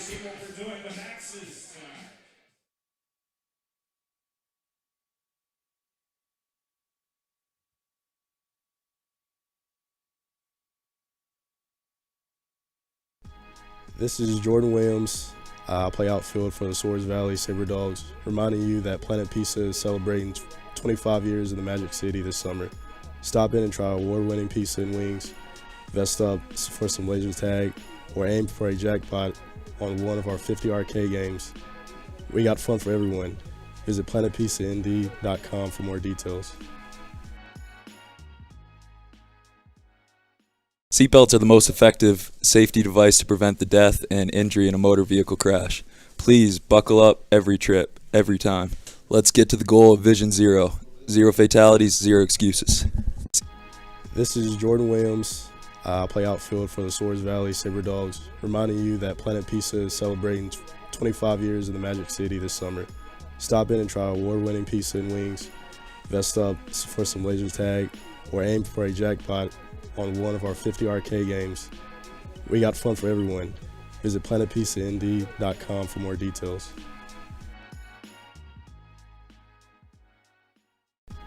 This is Jordan Williams. I play outfield for the Souris Valley Sabre Dogs, reminding you that Planet Pizza is celebrating 25 years in the Magic City this summer. Stop in and try award-winning Top pizza half and of the wings. fifth inning, 4-4 your score. New arm on the mound for the Sabre Dogs in relief of Kyle Bratz. It's going to be right-hander Shane Sinclair, who's coming off of his best outing of the year, in which he started the game in the fourth inning on game one of that three-game series back against Fremont. And the reason I say he started is because he came into the game technically in relief of Sean Hickey, but opened up the resumption of that ball game. It was truly fantastic. 5 innings, 2 earned runs, 2 walks to 1 strikeout. Looking to pick up some more of the same right here as he'll inherit this game in the fifth, trying to keep this game tied. And he'll get a Fremont Moo lineup that swung the bat well in the fourth, sending 7 men to the plate, highlighted by the 3-run shot from Ryan Hayes. Again, struggles with the command from Bratsit through the second time through the lineup was one of the biggest reasons why he couldn't get to the fifth inning here tonight. 3 walks in that inning, 4 on the night in total. Second outing in which he's walked 4 batters, but did look showed a lot of signs of positivity through the second and third innings. Either way, Sinclair will look to keep this game tied and help the Sabre Dogs bats be in a good spot to take the lead back. Here's Austin Baskin, 2, 3, and 4 due up here for Fremont. Baskin 1 for 2 with a double and a fly to center. First pitch, down and away ball 1. 1 ball, no strikes. Sinclair going with the high navy blue socks tonight with the white stripes at about shin height. Red to baby blue to navy blue for Sinclair. 1-0, swinging a high chopper down the third base side and foul. Strike 1.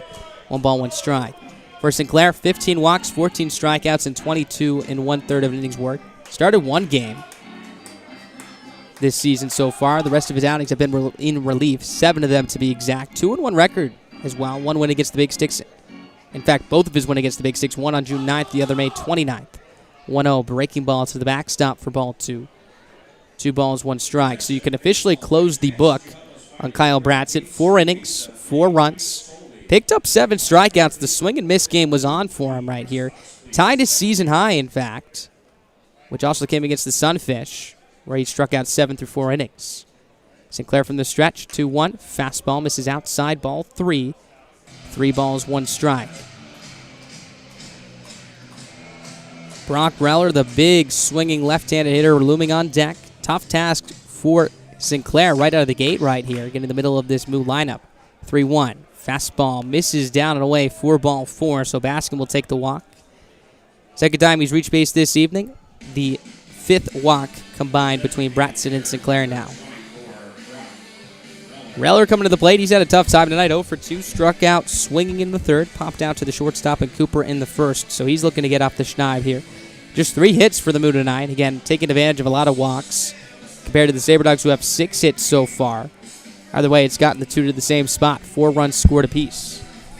Sinclair looking for a double play ball. Righty on left. He's set first base side. Fires the first pitch. Fastball perfectly placed on the outside corner at the knees. Strike 1. No balls, 1 strike. Sinclair leans it for the side. Ball twirling behind his back. Glove tucked into his chest as he stares into justice for the side. Basket takes his lead from first. Sinclair lifts and delivers the 0-1 pitch on the way. Misses down low, ball 1. 1 ball, 1 strike. For Sinclair, also had a really good outing in Casper in the 23-1 Sabre Dogs win. Went 3 1/3 of an innings work. No runs allowed on a hit and 2 strikeouts. He kicks and fires. Here's his 1-1 delivery on the way to Brock Reller. Breaking ball, good pitch with a lot of late breaks. Strike 2, middle of the plate. 1 ball, 2 strikes. In fact, his ERA likely weighed mostly due to back-to-back outings against the Spuds and the Big Sticks, where he combined to give up 6 runs through 4 innings. Besides that, he's had 3 outings this year where he's combined for scoreless baseball and 5 1/3 of an innings work. 1-2 on the way. He's a breaking ball in the dirt. Hits Reller on the front foot. as he'll take first base. First hit batter allowed by a Sabre Dogs pitcher tonight, as the Fremont Moo are once again threatening, this time here in the top of the 5th. First and second, nobody out. That's a tough break for Sinclair. Caught a tough hitter to retire, and Brock Reller out in front. No balls, 2 strikes. Falls behind 1-2 and then hits him in the front foot with the breaking ball that he overthrew a little bit. So here comes Austin Callahan, another tough bat to face and retire here in this Fremont lineup. He's 1 for 2 with his RBI single in the first inning. Struck out swinging against Bratzett in the 4th inning as well. Third baseman Bowling taking a couple steps behind the third base bag. First and second, nobody out, knotted at 4. Pitch, swinging a soft chopper, first base side and foul. Strike 1.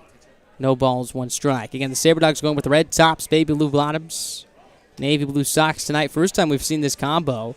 We did see them earlier go with the baby blue bottoms and the white tops back earlier this week against the Trappers. I've worn that a couple of times. Mostly it's been the standard red with the whites, baby blues with the baby blues. As Sinclair kicks and fires. His 0-1 pitch on the way. Fastball up and away, ball 1. 1 ball, 1 strike. Speaking of jerseys, we will be giving out jerseys here at Corbett Field on July 8th. Brought to you by Farmers Union Insurance and Great Plains Food Bank. On July 8th at 5 p.m., fans who bring in 3 food items, canned or boxed, will receive a free replica Sabre Dogs baby blue jersey. 1-1 pitch on the way. Off-speed pitch buried in the dirt. Appeal to second base. Says that Baskin did not go. Make that Callahan did not go. Ball 2. 2 balls, 1 strike. That'll be when the Sabre Dogs play the Big Sticks. And again, jerseys will be limited to just 1 person apiece. But again, remember to bring 3 food items, canned or boxed. They'll be donated to Great Plains Food Bank. And if you do bring those 3 items, you'll receive a baby blue Sabre Dogs replica jersey. 2-1 pitch. Fastball outside. Ball 3. 3 balls, 1 strike. Here with nobody out. So again, your base runners, Baskin at second after the walk. Reller at first after the hit by pitch. Hitters count for the cleanup hitter in the Moo in Austin Callahan. Sinclair from the stretch. Kicks and delivers. 3-1 on the way. Misses down and away for ball 4. Callahan will take the walk. Very close pitch right there. You know Sinclair and the rest of the Sabre Dogs wanted that one. So the bases will be loaded with nobody out. Here in the top of the 5th inning, tied at 4. Tough spot. As Alex Miklos will head out to the mound to talk to Sinclair. Doesn't look like anyone's warming up in the Sabre Dogs bullpen. Lance McDonald, the catcher, one of the catchers on this ball club, jogging out there maybe to warm someone up. Currently for the Trappers, no one up in their pen. Again, Miklos likely having a conversation for multiple reasons. To talk Sinclair maybe through some mechanical adjustments, how he's going to approach a powerful hitter in Luke White, but also to burn some time for some guys to get warmed up down to that right field bullpen as well, if need be. Again, 4 runs, 3 hits in error for the Moose. 4 runs, 6 hits, no errors for Souris Valley. Long meeting here between Miklos, Justice, and Sinclair. It's the home plate umpire, and Tony Archina will now walk out there to try and interrupt their conversation and speed things up. Just about 8:25 local time, an hour and 20 minutes into this ball game here. It's worked quickly so far, top of the 5th, but the pace has slowed down a lot here as the Moo are threatening for the 2nd consecutive frame. Have a chance to really blow this thing open right now. So here is Luke White. He's 0 for 1. Struck out swinging in the 1st, walked in the 4th, has 3 homers, 12 RBIs. Third baseman Bowling playing in. Brewer will play back behind the runner at first base, and Callahan. Middle infielders back as well. First pitch, swinging a bounding ball, left side. Cooper is backhanded side, slides to one knee, picks it up cleanly. Throw to second for 1. Relay to first base is in time. What a beautiful double play. A run does come around to score. That's Baskin making it a 5-4 Moo lead, but Justin Cooper making a nice play to his backhanded side. Fielded it on one knee, threw a one-hopper to the second baseman, McGran, who fielded it cleanly, then threw to first base in time to retire Luke White by a step. A big play for Shane Sinclair and the rest of this Sabre Dogs defense. So no RBI will be granted to Luke White. Moving to third base on the play will be Brock Reller, as that brings up Taylor Howell with 2 outs. And that is just crucial right there. Bases loaded, nobody out. If Sinclair can get out of this frame with only allowing 1 run, Sabre Dogs will be in great shape. First pitch on the way, breaking ball, hit on the line, smacked out to left field. Schwabe racing back towards the track, looking up. This one's off the base of the wall. Coming around to score from third base is Reller, heading for 2 now. It's going to be Taylor Howell as he slides in safely. That's an RBI double for him. His 9th run batted in on the year. That extends the Moo lead. It's now a 6-4 lead here in the top of the 5th. 5 runs in the last 2 frames, and it was a big barrel from the right-handed swinging Howell right there. Schwabe, who covers a lot of ground in left field, looked like he may have had a chance to make what would have been a tremendous play, but then had to stop his steps and watch it fly off the middle of that wall in left center field. So 6-4, Moo, your score. Again, Reller scoring on the play. 2 runs in this frame. Here's Jack Simonson. He's 0 for 1 with a K and a walk. First pitch from Sinclair. Fastball. Middle of the plate, strike 1. No balls, 1 strike. So the inning started with the walk to Baskin, the hit by pitch to Weller, then a walk to Callahan. A 6-4-3 double play off the bat of White that brought around Baskin to score. And then the RBI double from Howell that brought around Reller to score. 6-4, Moo, your score. Sinclair kicks, fires, 0-1, swinging a hard ground ball right side. That's through for a base hit on his horse's Howell. He'll get the wave around third. Greer's throw is now cut off by the first baseman Brewer. In fact, gets away from him and rolls right to the catcher and Taylor Justice. An RBI single for Jack Simonson that extends the lead here for Fremont. 3 runs in this inning. They're now up 7-4. An RBI for Simonson, his 6th on the year, as he steamed the ball through a wide-open 4-hole in the right field for a base hit. So here comes the 7th batter to the plate in this inning, going to be Ryan Hayes, the catcher, who's 1 for 2 with a fly to right, a 3-run home run back in the 4th, and that was the big blow. That's what got this Moo Ball Club back into this ball game. Remember, they were trailing 4-1 back when Hayes was at the plate. Sinclair fires, first pitch, fastball upstairs, snap throw to first base, not in time, as Simonson will get back in safely with a head first slide. So now 7 runs, 5 hits in error for the Moo, 4 runs, 6 hits, no errors for Souris Valley. Sinclair from the first base side leans in, checks over at first base and Simonson as he now looks back in. He's set. He kicks, he fires, the 1-0. Swung on a hard line drive again, deep left center. Anderson ranging to his right. He'll make the running grab, and the gap is that will retire the side. But the Moo send 7 men to the plate, bring around 3 runs to score on the 6-4-3 double play ball that brought around Baskin, the double and an RBI from Howell, and the RBI single from Jack Simonson. Sabre Dogs have some work to do as we're halfway through this one at Corbett Field. Fremont leads it 7-4.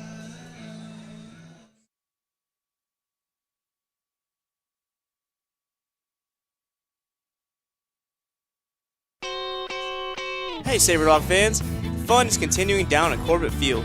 Make your way to the field to watch the Dogs play the Pier Trappers Tuesday, June 29th at 7:05. Participate in Dollar Dog Night. We know you cannot beat this deal with dollar dogs and watching your favorite ball club. Nothing is better. So see you there fans, Corbett Field 7:05, dollar hot dogs on June 29th. I was only buzzed. I was fine. There are all kinds of excuses people make for driving impaired. It was a prescription. I had to take it. Just a joint. It was just 1 or 2. I don't know. I swear, I was fine. Nobody should get seriously hurt or die because of an impaired driver. And no excuse can bring them back. Always drive sober or find a sober ride. Buzz driving is drunk driving. Brought to you by the North Dakota Department of Transportation through Vision Zero. Hey Sabre Dog fans, the fun is continuing down at Corbett Field. Make your way to the field to watch the Dogs play the Pier Trappers Tuesday, June 29th at 7:05. Participate in Dollar Dog Night. We know you cannot beat this deal with dollar dogs and watching your favorite ball club. Nothing is better. So see you there fans, Corbett Field 7:05, dollar hot dogs on June 29th. I was only buzzed. I was fine. There are all kinds of excuses people make for driving impaired. It was a prescription. I had to take it. Just a joint. It was just 1 or 2. I don't know. I swear, I was fine. Nobody should get seriously hurt or die. Bottom half of the 5th inning, officially halfway through this one as we've gotten through 4.5. 7-4 Moo as they take their second lead of the night in the top of the 5th inning after bringing around 3 runs to score. Here's Caden Schwabe, top of the order here against Ozuna. First pitch on its way, fastball up and away, ball 1. 1 ball, no strikes. Callahan, the third baseman, once again in front of the bag at third, ready for a potential bunt. Schwabe 2 for 2 with a stolen base. 1-0 on its way, swinging a hard ground ball up the middle. Raging to his left is Sears. He'll watch it zoom by him into center field for a base hit. So a hit for Schwabe. Good night for him. He's now 3 for 3 as he opens up the bottom of the 5th inning with the base hit. So the Sabre Dogs, as we mentioned going into the break, do have some work to do here. Down by 3, but after seeing the comeback last night and really just watching this team throughout the entirety of the season, You can never give up on this offense right here. Schwabe, healthy lead from first base as always. Here's Cooper, also 2 for 2 as the first pitch is upstairs. Snap through to first. Schwabe back in safely. 1 ball, no strikes. Hayes, of course, keeping an eye on him behind the plate. Good pitch to back pick on him. Pitch up out of the zone. So Cooper quickly ahead here. Third baseman Callahan once again on the cut of the infield turf. Ozuna Jr. from the stretch. 1-0. Swinging a high pop-up. Shallow right. Hal takes a couple steps in. Now readjusts, goes 5 or 6 steps in to make the running catch for out number 1. So Cooper retired for the first time tonight. That'll bring up Bo Brewer to the plate now. Brewer 0 for 2. Did drive in a run in the first inning with an RBI ground out. Again, has cooled off a lot in the last week and a half or so. Looking to generate another streak, maybe start another hitting streak as well. As Schwabe takes his lead from first. Ozuna from the stretch. First pitch, breaking ball. Really good pitch again on the inside corner. 0-1. And that pitch has been very good against right-handers tonight, mostly because of its deceptiveness. Breaks very late. As Schwabe takes his lead from first. There he goes. 0-1. Fastball upstairs. Hayes throw down to second. Is a bit high. Tag applied. Not in time. Another stolen base for Caden Schwabe, number 37 on the year. And with that, he is now 7 stolen bases away from the single-season stolen base record. 1 ball, 1 strike here. Now with 1 out, Brewer digs back in. Good RBI spot for him. Ozuna looks it for the sign. Comes set from the third base side of the rubber. Schwabe takes his lead from second, shuffling back and forth. The 1-1 pitch. Swing and a miss. Brewer went after a breaking ball in the dirt, blocked by the catcher Hayes. 1 ball, 2 strikes. Here with 1 out. Infield shifting him the pole. Second baseman Baskin ranging up the middle. Shortstop and Sears a couple steps towards the 6-hole, but really about straight up. Is Ozuna. Leans it for the sign again. Drew Miller, the DH, on deck. Schwabe takes his lead from second after the stolen base. Ozuna set at the head height. Pauses. The 1-2 on the way. Swing and a miss for strike 3. Blocked by the catcher, and Hayes applies the tag at the backside of Brewer for out number 2. Another breaking ball running down and away out of the zone that Brewer went after. So he's now 0 for 3 tonight. As with 2 outs, it's now going to take a base hit, more than likely to score Schwabe from second base. Here is Drew Miller. He's 0 for 2. Drove in a run back in the third with an RBI ground out. That brought in Schwabe from third base. Now his 22 runs batted in on the year. Schwabe ready to run. Will be going on contact. First pitch from Ozuna. Fastball. Misses up and away. Ball 1. 1 ball, no strikes. Wind is picked up here at the ballpark once again. Blowing out in favor of Miller towards right field. All 3 of his home runs have gone out to right center field here at Corbett Field, in fact. The most recent last night to tie the game of the ninth. 1-0 pitch. Fastball misses just a little bit low. Ball 2. 2 balls, no strikes. It looks like we're seeing a left-hander warming up in the Sabre Dogs bullpen.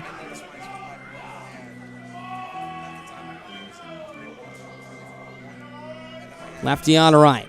Ozuna from the stretch. 2-0 on the way. Fastball misses up and in. Ball 3. 3 balls, no strikes here with 2 outs. On deck, Taylor Justice, the catcher.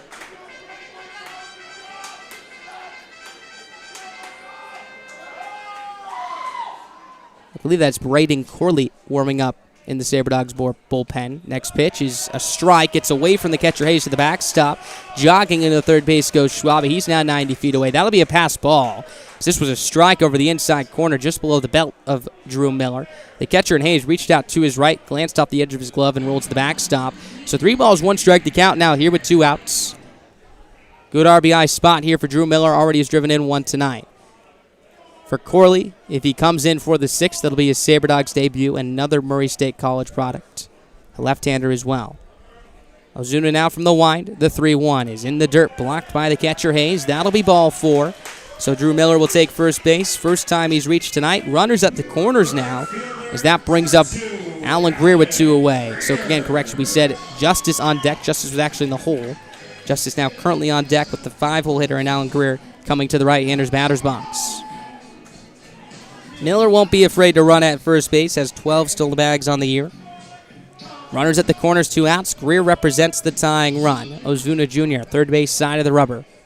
Kicks and delivers. There goes Miller, pitching the way a strike. The catcher and Hayes won't even pop out of the crouch as he'll hand Drew Miller second base without a contest. So a stolen base for Miller, his 13th on the year. So a base hit likely scores 2 here. No balls, 1 strike. Ozuna from the stretch, third base side. Kicks and fires the 0-1. Swing and a miss. Another nice breaking ball falling off the table and running away from Greer. Strike 2. No balls, 2 strikes. Similar pitch to the one that Greer struck out on here in the third. We'll see what Ozuna comes up with him right here. Has him in the palm of his hand. Does not need to throw a pitch over the plate. Ahead, no balls and 2 strikes. 7-4 Fremont, bottom of the 5th. Ozuna from the stretch. Kicks and delivers the 0-2 on the way. Breaking ball runs down and away, ball 1. 1 ball, 2 strikes. Similar pitch to what we saw Greer strike out on, or swing and miss on the previous pitch. Was able to hold up there. Ozuna peers in, glove tucked into his chest, now comes set. Miller at second. Schwabe at third. The 1-2 on the way. Fastball runs inside, ball 2. 2 balls, 2 strikes. Really big spot here for the Sabre Dogs. Want to answer back to the Moose' 3-run spot in the top of the 5th. And again, a base hit, as we mentioned, likely scores 2, would make it a 1-run deficit. Deuce is running wild one more time. 2 balls, 2 strikes, 2 outs, 2 runners on, both in scoring position. Ozuna's pitch on the way. Breaking ball runs down and away, ball 3. 3 balls, 2 strikes to count. Now, really impressive job by Greer to lay off of that one. Making adjustments here in the middle of the zap bat. As he steps out, takes a practice swing, adjusts his helmet. Now stares at the barrel of his bat, takes a deep breath, and steps back in. Miller takes his lead from second. Schwabe from third base. Ozuna from the stretch. Big pitch coming up right here. Long hold. Payoff pitch on the way. Fastball up and in for ball 4. Back-to-back walks drawn by the Sabre Dogs, as that will load the bases here with 2 away and send up Taylor Justice to the plate. This a big spot. Greer at first base represents the tying run. Justice coming to the plate represents the go-ahead run here in the bottom of the 5th, and we are going to see a meeting at the mound here between the entire infield and the coaching staff of the Fremont Moo. Meanwhile, Justice will go talk to his third base coach and Alex Miklos. Really first time since the first and second inning we've seen Ozuna struggle right here.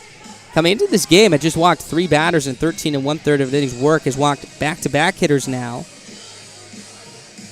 Those his first 2 walks on the night. So they'll have a conversation right here. The good news for the Moo is that they're an out away from getting out of this inning. There will be a forced all bags. With 2 outs, they'll be able to increase their range and play back. You're going to have to be careful. Schwabe at third, Miller at second, Greer at first, all have good speed. If Justice can punch one into the gap with the quick turf here at Corbett Field, a ball very likely rolls to the wall and may be able to score Greer from first base to tie this game. Either way, Sabre Dogs looking for as many as they can get. Here down by 3. Plenty of time left through the halfway point of this ball game as we sit with 2 outs in the bottom of the 5th. So Ozuna will be going from the line with the bases packed. Justice 1 for 2, a double to left. A ground out to the pitcher, 7 RBIs on the year. Here's the first pitch from Ozuna. Buried in the dirt, blocked by the catcher Hayes. Ball 1. 1 ball, no strikes. Sabre Dogs dugout ready to celebrate right here if Justice can pick up a big knock. Ozuna winds and deals, low 1-0 on the way. Swinging a chopper down the third base side and foul, strike 1. 1 ball, 1 strike. And it doesn't look like anyone's warming up in the Moo bullpen. There's no doubt that Ozuna will likely be tasked to finish this inning, assuming that the Sabre Dogs don't pin too much on him here for the remainder of this frame.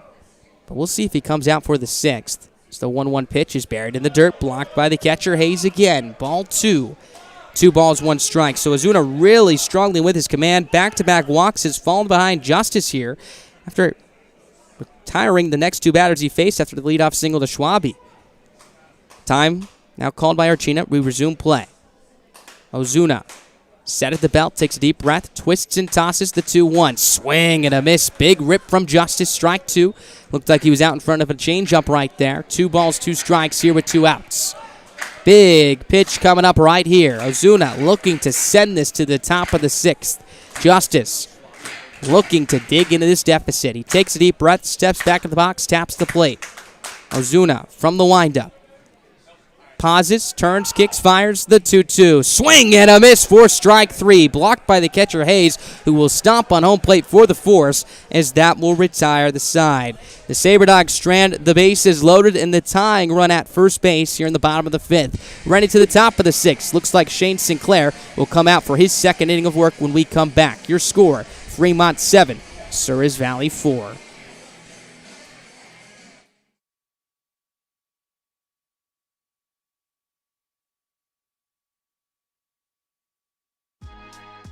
This is Cullen Hannigan, a catcher for the Souris Valley SaberDogs. Remember, you depend on your vehicle, which is why OK Automotive supplies quality AC Delco parts to keep your vehicle running smoothly. You can depend on an OK Automotive and AC Delco to keep you on the road. Come see our showroom with our large inventory selection at 101 3rd Street Southeast, Minot, or call 701-839-2886. SaberDog fans, be sure to stop down to OK Automotive in Minot to register for your chance to win a 10K golf cart giveaway. If a SaberDogs player hits a ball through the home run target beyond the left field fence, one lucky fan will drive home in a brand new golf cart courtesy of OK Automotive. Register in store today.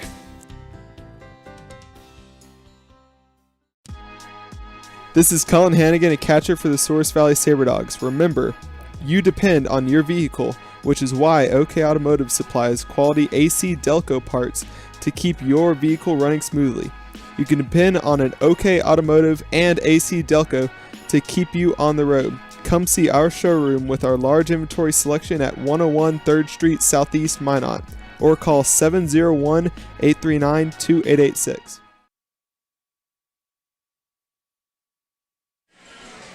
Top half of the 6th inning, 7-4 Fremont your score. Gorgeous night here from Corbett Field. Sun still shining, shadows now in play. We'll see if it affects the hitters here so far tonight. Again, just crossing the midway point of the batter's circle right now. Shane Sinclair out for his second inning of work was able to get out of a jam, having only allowed 2 runs. At one point, the bases were loaded with nobody out, induced a 6-4-3 double play.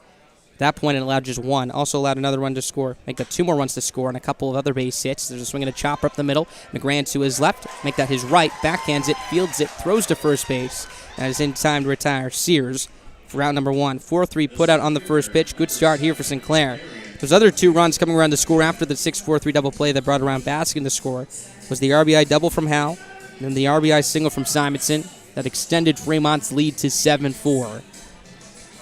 Sinclair from the stretch, working quickly now, top of the order up, and Darian Morphew. First pitch, runs outside, ball 1. 1 ball, no strikes. Morphew 0 for 2, a strikeout, a walk. Flew out to center field in the 4th. 7-4, Moo your score here in the top of the 6th inning. 2 of the Expedition League's most elite offenses battling it out here tonight in Minot. 1 ball, no strikes. Sinclair kicks and tosses, pitch in the way, fastball at the knees, brushes the inside corner for strike 1. 1 ball, 1 strike here with 1 out. Austin Baskin, the second baseman, on deck here. Infield about, straight up, outfield as well. Wind continues to blow out towards right center. Sinclair now steps off, going to reset his signs. The home plate umpire is going to talk to the third base coach, and Shea Bennett, telling him to get off the line, was standing in fair territory. So he'll walk back to the third base coaching's box. So Sinclair leads it for the sign again. 1 ball, 1 strike here. 1 out. Sinclair comes set, pauses at the chest. Here's his 1-1. Breaking ball, bites the outside corner. Strike 2, backdoor pitch. 1 ball, 2 strikes. Here with 1 out. Morphew, a big left-handed hitter, slightly open stance, swinging a blonde bat tonight with some pine tar on the label. 1-2, fastball upstairs, ball 2. 2 balls, 2 strikes. For the SaberDogs in the bottom of the 6th inning, they'll send up 7, 8, and 9. Gunnar McGran, Dalton Bowling, and Reese Anderson. As they look to chip into this deficit. Meanwhile, for Sinclair, just trying to keep them trailing by 3. Sinclair kicks and fires. Here's his 2-strike pitch again. Swing and a miss for strike 3. Foul tip held on by the catcher Justice for out number 1. For out number 2, make that for Sinclair. That is strikeout number 1 of the night. Very good inning so far for him as he looks to bounce back from a difficult frame in the 5th. Here's Austin Baskin. He's 1 for 2, has reached base twice. A double in the 1st, came around to score on the RBI single from Callahan. Flew out to center and walked back in the 5th. Sinclair tilts in. Now comes set from the first base side. Righty on right. First pitch, breaking ball swung on the line, foul, but down the left field line as it hits off our trailer, our Trinity Health trailer, down the left field line. Looks to be all right. It handled that one pretty well as the ball rolls back towards the third base VIP section. Strike one. No balls, one strike. Baskin well out in front of that one. Sinclair, first base side. Kicks and delivers. Here's his 0-1 pitch on the way to Baskin. Swinging a bounding ball to short. Cooper charges, picks it up on the run, shuffles across, throws to first base. That is in time to retire Baskin and retire the side as well. Fantastic rebound inning for Shane Sinclair as he faces the minimum and sets down the move 1-2-3 here in the top of the sixth. We're cruising now. Bottom of the sixth coming up. 7-4 Moo, your score.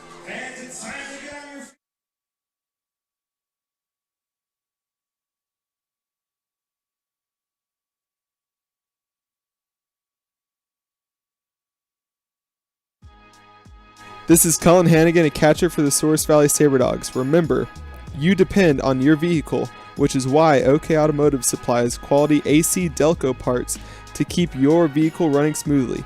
You can depend on an OK Automotive and AC Delco to keep you on the road. Come see our showroom with our large inventory selection at 101 3rd Street Southeast, Minot, or call 701-839-2886.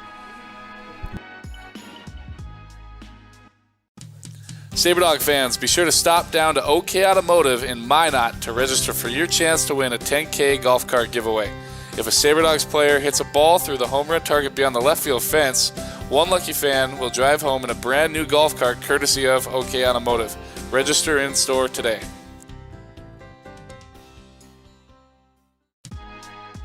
This is Colin Hannigan, a catcher for the Souris Valley Sabre Dogs. Remember, you depend on your vehicle, which is why OK Automotive.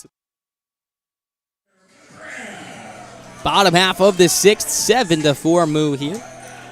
It's going to be Ozuna Jr. out for his sixth inning of work, and after giving up 4 runs through the first 3 innings, has really twirled a gem. Again, won't get the quality start either way, even if he gets through a scoreless 6, because he's given up more than 3 runs. 4 runs to be exact, but he'll look to keep this a 7-4 lead for the Moo as he's put his ball club in a good spot. Here gets a very difficult SaberDogs team as the first pitch to Gunnar McGran is swung on a line foul to the third base dugout for strike one. 0-1. McGran 0 for 2, grounded out to first, struck out looking in the fourth.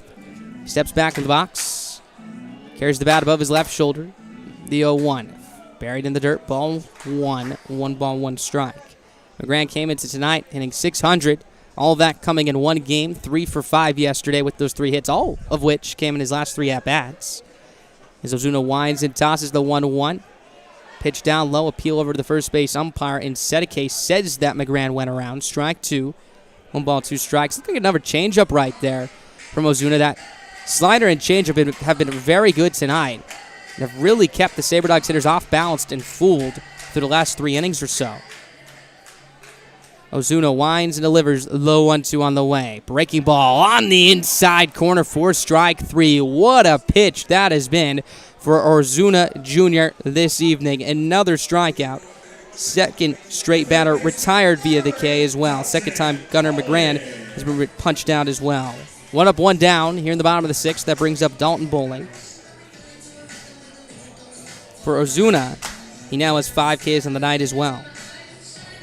Bowling 1 for 2. 2 productive at-bats. An RBI ground out of the single. It's the first pitch is a breaking ball in the inside corner, strike 1. 0-1. So it really looks like Ozuna has bounced back here after loading the bases on a couple of walks in the 5th. Had the tying run in Caden, make that the tying run in Alan Greer at first base. So the 0-1 is swung on and flied into the air into right center field. Ranging to his left is Morphew. To his right is Hal. It's the right fielder Hal who will camp underneath it to make the catch for out number 2. So a couple of quick outs here for Ozuna.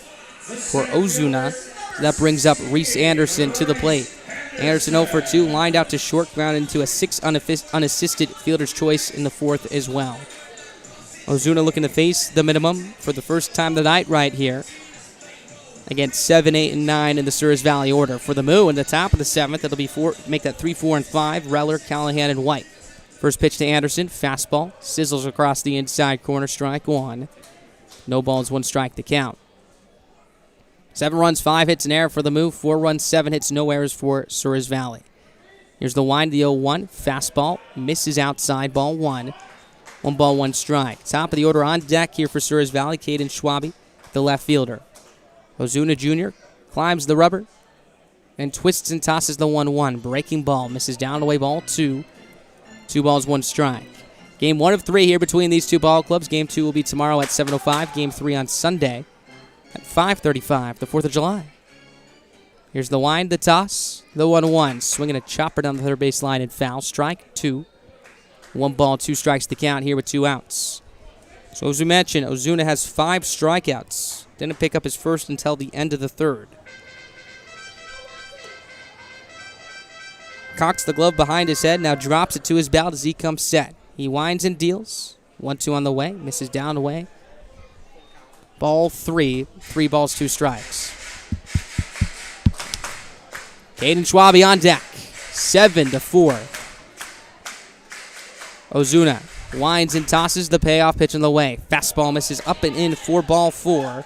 So Anderson will take first base here with 2 outs. Caden Schwabe will come to the plate here with a chance to start a 2-out rally here for Souris Valley.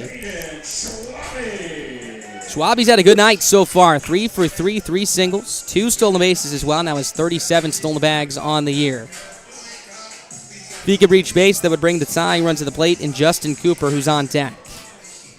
Anderson, good speed, takes his lead from first. The first pitch, breaking ball, grazes the top edge of the zone, inside corner, strike 1. No balls, 1 strike. Schwabe, like Bo Brewer, has really put up tremendous numbers this year, coming into tonight on base clip of 560, OPS of 1158. 0-1 pitch, swinging a ground ball up the middle, past a lunging second baseman Baskin into right center field, 4-base hit. Anderson taps second, he's heading for 3. Here's the throw from Hal, it's not in time as Anderson slides in safely. Have a night, Caden Schwabe.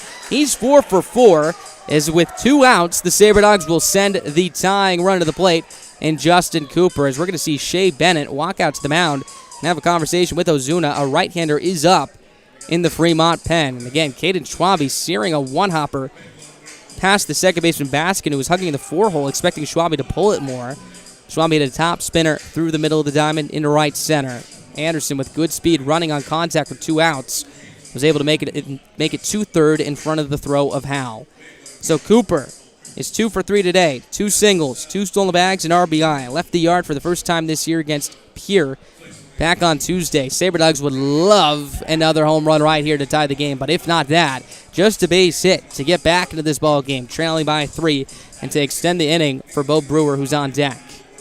Home plate umpire Tony Archina will come out to the mound to separate all of the infielders, and head coach Shea Bennett, who will head back to the third base dugout.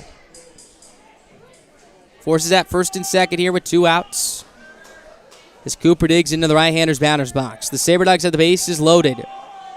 Back in the 5th, tying run was at first base and Greer. They could not execute. Tying run out the plate, runners at the corners, 2 outs. Looking to execute right here. Righty on right, Ozuna from the stretch. There goes Schwabe, pitch on the way. It's a strike. They're around to second base from the catcher. Hayes is not in time. Heading for the plate is going to be Reese Anderson as the shortstop at Sears tried to cut it off. Coming around to score is Anderson, as that will cut the deficit to 2. It's now 7-5 here in this bottom of the 6th inning. And again, it was a throw to the second base. It was up high. The second baseman Baskin had to reach high in the air to try and grab it. Went off his glove. And again, cut it off, trying to cut down Anderson at the plate. But obviously could not make the throw after he bobbled the reception. 0-1 to Cooper. Fastball in the outside corner, strike 2. No balls, 2 strikes. So credit Schwabe with the stolen base. That's his 3rd of the ball game, now 38th of the year. Stolen base for Anderson of home plate, his 2nd of the year. No balls, 2 strikes, 2 outs. Pitch, swinging a pop-up foul, slicing out a play to the right side. Count will hold at no balls and 2 strikes. Schwabe now in scoring position at second base, ready to run, will be going on contact. Cooper, with his RBI in the 1st, now has driven in 13 this year through 14 ball games, averaging just under an RBI per game.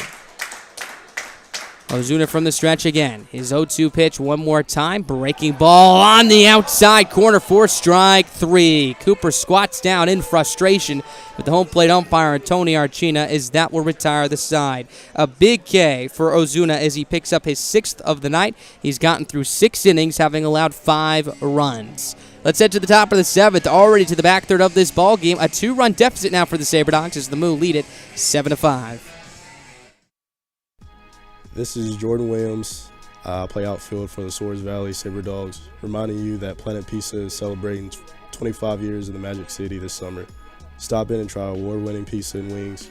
Vest up for some laser tag or aim for a jackpot on one of our 50 arcade games. We got fun for everyone. Visit planetpizzaND.com for more details. Seatbelts are the most effective safety device to prevent the death and injury in a motor vehicle crash. Please buckle up every trip, every time. Let's get to the goal of Vision Zero. 0 fatalities, 0 excuses. This is Jordan Williams. I play outfield for the Souris Valley Sabre Dogs, reminding you that Planet Pizza is celebrating 25 years in the Magic City this summer. Stop in and try award-winning pizza and wings. Vest up for some laser tag or aim for a jackpot on one of our 50 arcade games. We got fun for everyone. Visit planetpizzaND.com for more details. Seatbelts are the most effective safety device to prevent the death and injury in a motor vehicle crash. Please buckle up every trip, every time. Let's get to the goal of Vision Zero. 0 fatalities, 0 excuses. This is Jordan Williams. Top half of the 7th inning, 7-5. Moo your score. One more run in the bottom of the 6th for Souris Valley. They now trail by 2. Shane Sinclair out for his 3rd inning of work after a very efficient 6th inning in which he faced the minimum, picked up his first strikeout. Could get 3, 4, and 5 here in the Moo order. Brock Reller, the DH, to lead it off. Sinclair's first pitch from the stretch is a breaking ball that misses up and away. Ball 1, slipped out. 1 ball, no strikes. So heading into the back third of this ball game, we got a close one here, and that's what you wanted to see from these two teams facing off. 7-5, 13 runs, make that 12 runs combined on both ends. Very characteristic of these two teams is the next pitch is a fastball well inside, ball 2. 2 balls, no strikes. In the top, make that the bottom of the 7th inning, the Sabre Dogs will send up 3, 4, and 5 in their order, Brewer, Miller, and Greer.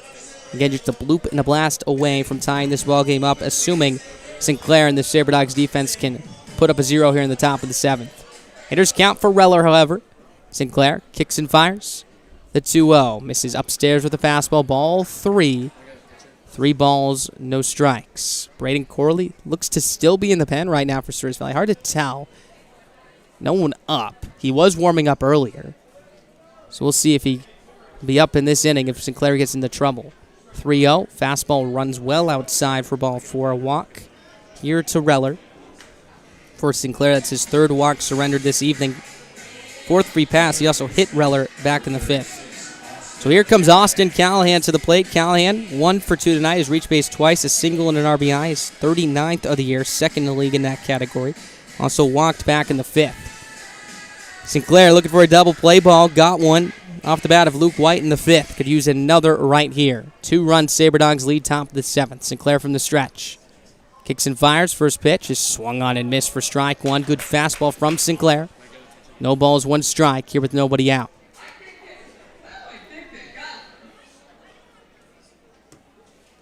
Sinclair tilts it for the side. Ball behind his back, glove tucked into his chest as he comes set. Slightly closed off as he lifts and delivers the 0-1 on the way. Breaking ball, a strike at the knees, inside corner. No balls, 2 strikes. Here with nobody out in the top of the 7th. Shadows still in play in terms of the aesthetics on the field, but should not be affecting the batters as much. The distance between between the mound and home plate, completely covered in shadows. 0-2, backdoor breaking ball, just misses outside, ball 1. 1 ball, 2 strikes. Really good spot from Sinclair, tried to backdoor that breaking ball. The catcher Justice held it there. Good frame from him, pushing it back into the zone, did not get the call. Callahan digs back in, slightly open stance from the left side. Sinclair, ready to fire. Here he comes, the 1-2, swinging a pop-up, foul out of play as it flies straight back into the parking lot. Count will hold at 1 ball and 2 strikes. Beautiful night here at the ballpark. Some fans enjoying the game, it looks like, in left center field. There's a house well beyond the left center field wall that has a perfect view of the ballpark. I see some fans on the patio right there enjoying the sunshine and a beautiful night for baseball here at the ballpark. 1-2 pitch on the way, swinging a ground ball to the first base dugout, foul. Count will hold at 1 ball and 2 strikes here with nobody out. That's a beautiful spot for a house if you love baseball. Again, literally you have baseball right in your backyard, right across the street, in fact. I hope they're watching the game. I see them out there on the patio. I'm not quite sure what the view looks like from there, but I got to imagine you get to see at least the majority of the field. As Sinclair comes set from the first base side at the chest. Kicks and delivers the 1-2 on the way. Good breaking ball swing and a miss. Strike 3. Foul tip held on by Justice for out number 1. Strikeout number 2 of the night for Sinclair. That breaking ball has been good his last 2 outings. So that brings up Luke White, the first baseman, to the plate. White 0 for 2, grounded into that 6-4-3 double play in the 5th that did drive in a run. Basket from third base, but White will not be credited with a run batted in, as it was a twin killer. So Reller, who reached on the walk, will take his lead. Righty on right, Sinclair kicks and fires, pitch on the way. Fastball outside, ball 1. 1 ball, no strikes. No one up currently in the Sabre Dogs pen. No one up in the Moo pen. We saw a right-hander up earlier. So we'll see if Ozuna Jr. comes back out for the 7th. They may have had a guy already warm up and ready to come out for the 7th. We'll see as the 1-0 is a fastball outside, ball 2. 2 balls, no strikes. A hitter's count here to Luke White, who has a lot of pop. Led the league in RBIs, in fact, last year in 2020. It's off to a slower start, but the batting average has bumped up a lot. Came in to the last series hitting below 200, now hitting 250. So really good stuff from him the last week or so. 2-0 pitch on the way. Fastball well down away, ball 3. 3 balls, no strikes. Sinclair has 3 walks on the night, trying to avoid number 4. He leans it for the sign, looks over at Reller at first base, and now comes set from the first base side of the rubber. The 3-0 pitch on the way is in the dirt, gets away from the catcher Justice as it rolls behind him. Jogging in the second base goes Reller. 4th walk of the night for Sinclair, sets up a first and second spot. Here with 1 out for Taylor Howell, the right fielder. Howell came up with 2 outs back in that 5th inning right after the 6-4-3 double play, and drove a ball into the gap in left center field off the base of the left field wall for an RBI double that extended the Moos lead to 6-5. Eventually turned into 7, make that 6-4 at the time. Eventually turned into 7-4 after Howell scored on the Jack Simonson RBI single, who looms on deck. Wide open stance from the right side for Howell. Double play opportunity here for Sinclair as the first pitch is on its way. Swinging a pop-up, slicing out a play off to the right side. Strike 1. No balls, 1 strike. Howell also lined out to third in the 2nd, a steamer right at bowling, and struck out swinging in the 4th, the last strikeout of the night for Bratson, who picked up 7, tying his season high. Sinclair, long peer in, ahead, no balls, 1 strike. Reller takes his lead from 2nd, White from 1st. Sinclair kicks and fires the 0-1, breaking ball smacked on the ground in the third base line and foul. Strike 2, no balls, 2 strikes, here with 1 down. 2 strikes on the beer better. Who wants discounted beer? 7-5, Moo your score, top of the 7th. Game 1 of 3, 4th time these 2 teams have faced. And in each of the first 3 games, at least one of the teams have scored double digits. So far, we haven't seen that tonight. 7 for the Moo, 5 for the Sabre Dogs. But knowing these 2 offenses, and that both of them like to score late, you can see that here tonight. 0-2 on the way. Swinging a soft chopper foul. Good breaking ball from Sinclair running off the plate. The right-handed hitting Howell had to reach out and just got a piece with the end of his bat as this ball was gliding towards the middle of the left-hander's batter's box. As he cued it foul, the count will stay at no balls and 2 strikes. Reller and White ready to run. That's 2nd and 1st, respectively. Looking for some insurance here as the Sabre Dogs have shrunk their deficit to 2. Sinclair comes set again. Long battle between him and Howell. Here's the 0-2 pitch on the way. Swinging a line drive over the leaping head of the shortstop. Cooper in the left center field 4-base hit. Reller getting the wave around. Here's Schwabe's throw to the plate. On time. Tag applied. Is in time. What a throw by Caden Schwabe in left center field to nab Brock Reller at the plate. And this was a difficult play. Had the range about 50 feet to his left. Then make the throw very quickly and threw a 1-hop strike to his catcher and Justice, who applied the tag on the front foot of Brock Reller for out number 2, and that keeps the Moos lead at 2. My goodness, Caden Schwabe continues to shine with that cannon of a right arm. Huge play. Here comes Jack Simonson, 1st and 2nd, 2 outs, and hopefully that's a spark of momentum, a catalyst here for this Sabre Dogs offense as they look to tie this game heading into the bottom of the 7th, but they're not done yet. Talking about the Moo, still have runners on first and second. Howell at first, White at second with 2 outs. Simonson drove in a run with a single in the 5th, as we mentioned. Righty on right once again. Sinclair kicks and delivers. The first pitch, fastball, runs inside, ball 1.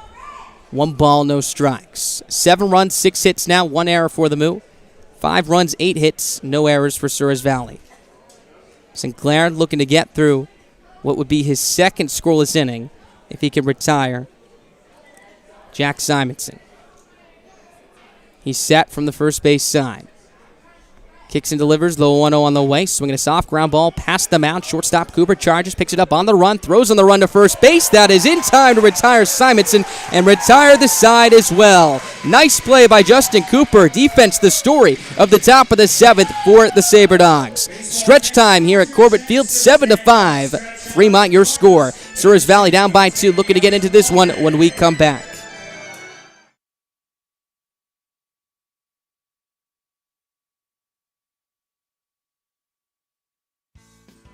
Sabre Dog fans, be sure to stop down to Capital RV in Minot to register for your chance to win a 15K camper giveaway. If a Sabre Dogs player hits a ball through the home run target beyond the left field fence, one lucky fan will drive home with a brand new camper courtesy of Capital RV. Register in store today. This is Bo Brewer for the Souris Valley Sabre Dogs, reminding you that there is a reason why Slim Chicken hangs guitars on their walls and plays the blues. It's the same reason why they only serve you 100% all-natural chicken tenders. It's the way they like it. There's a reason why they treat you like family and serve food just like you would at home. Because you deserve it that way. And there's a reason it's made fresh when you order and served hot, because that is their promise to you. Come see us at Slim Chickens or order online at slimchickens.com.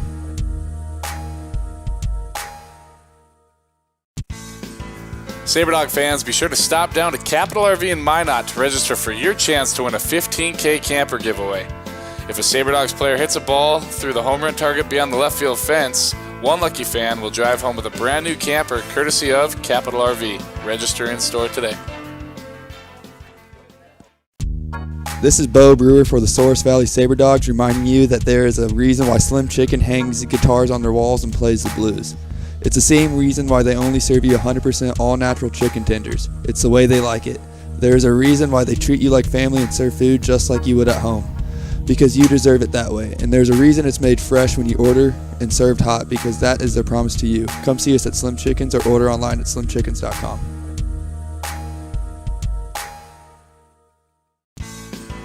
Sabre Dog fans, be sure to stop down to Capital RV in Minot to register for your chance to win a 15K camper giveaway.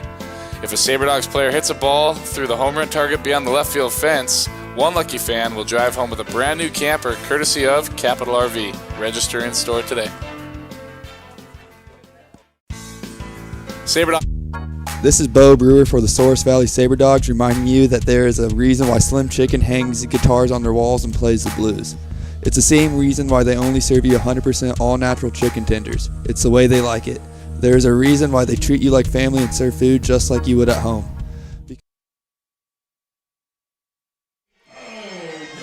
Bottom half of the 7th, 7-5. Fremont your score, but I'll tell you, that throw to the plate from Caden Schwabe that nabbed Brock Reller at the plate inserted some energy into this crowd. As all of a sudden, this 7-5 deficit that at one point felt to feel like more like 4 or 5 does feel like the 2 runs down it is, and the Sabre Dogs have a chance to tie this game. 9 outs to work with here, and again, a base hit and a home run away from knotting this game. New pitcher on the mound here for the Moo, right-hander Jackson Cross, out for his 11th outing of the year. This will be his 9th outing in relief as his first pitch to Brewer on the way is a breaking ball up and in, ball 1. 1 ball, no strikes. Cross, 1-0, 3.28 ERA, 22 strikeouts to 11 walks in 24 2/3 of an inning's work.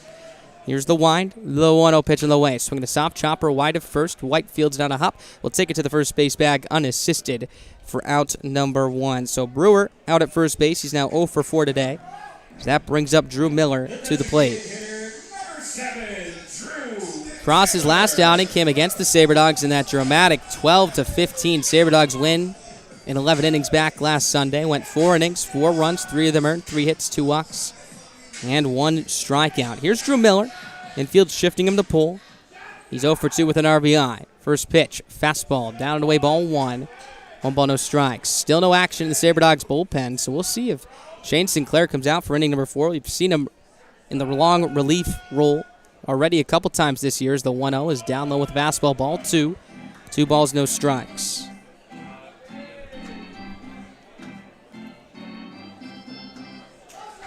Miller drove in a run on an RBI groundout in the third, giving him RBI number 22 on the year. Here's the 2-0 on the way. Fastball misses upstairs, ball 3. 3 balls, no strikes here with 1 out. And again, Sabre Dogs looking for as many base runners as possible. If Miller can reach, Alan Greer on deck would represent the tying run. 3-0, fastball, middle of the plate, strike 1. Miller taking all the way. 3 balls, 1 strike here with 1 out. Here's the wind from Cross. The 3-1 on the way. Swinging a bounding ball to first, right side. Past a diving second baseman Baskin into right field for a base hit. A hit for Brewer. His first of the night.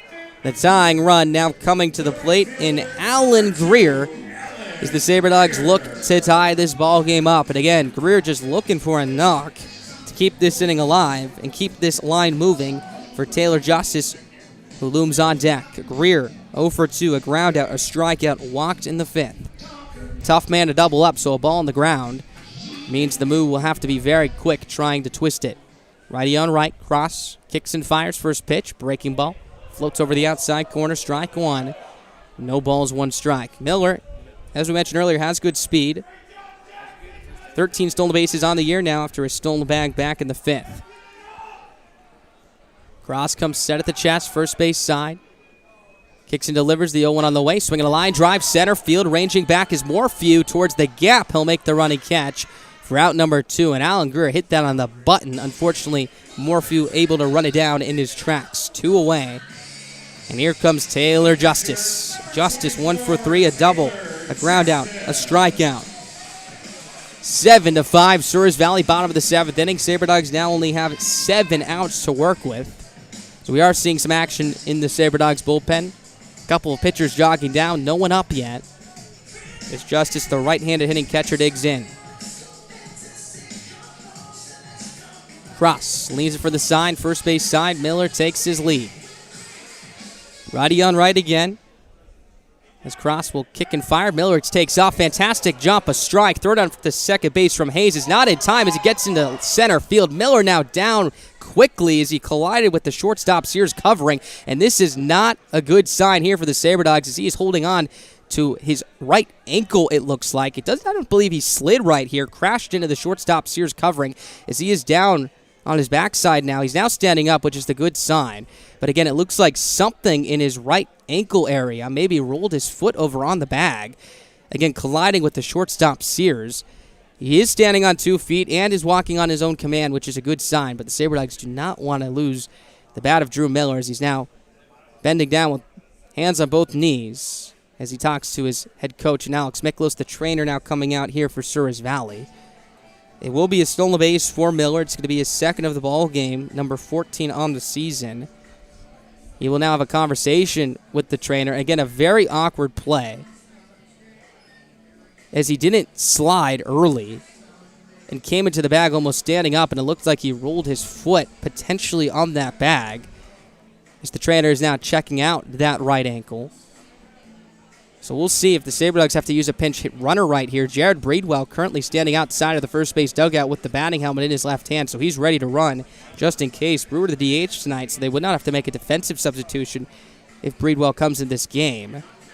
As Brewer is still walking behind the second base bag, just trying to test out the pressure. He's not going to jog back and forth here. Good news is he's running on his own command as he circles back towards second base right here. The trainer now heading back to the third base side as no balls, 1 strike will be the count with 2 outs. Miller will remain in this ball game, so that's good news. As Taylor Justice comes to the plate again behind 0-1. And Miller got a tremendous jump, taking off a second or two before the pitcher in Cross delivered to the plate, which is probably why he came in standing up, because he probably didn't believe a throw was coming. But it did, and he almost collided with the shortstop in Sears. Looks to be all right as he takes his lead. No balls, 1 strike, the count on Justice. Righty on right as Cross leads it for the sign. First base side. Kicks and fires. The 0-1 on the way. Breaking ball. Runs outside. Ball 1. 1 ball, 1 strike. In the top of the 8th for the Fremont Moo, it'll be 7, 8, 9. Jack Simonson, Ryan Hayes, and Dylan Sears, the bottom of their order. Cross a long look in. Justice open stance from the right side. Miller takes his lead once again. The 1-1 pitch on the way. Fastball spiked in the dirt, blocked by the catcher Hayes. Ball 2. 2 balls, 1 strike. On deck for Souris Valley, Gunnar McGran. Yesterday's hero, the second baseman tonight. Wind gently breezing out towards right center as Miller once again takes his lead from second, increasing his depth, playing back, setting up angles, ready to round third on a base hit to the outfield turf. Cross from the stretch. Delivers the 2-1, swinging a ground ball wide of third. Diving stop by Callahan. Gets to his feet. Throws to first base. That is in time. Austin Callahan flashing the leather. Diving to his left. Making the play. Robbing Justice of a base hit and very likely an RBI. Put a star on that one as that concludes the 7th inning. Running to the top of the 8th. 7-5. Moo your score here from Corbett Field.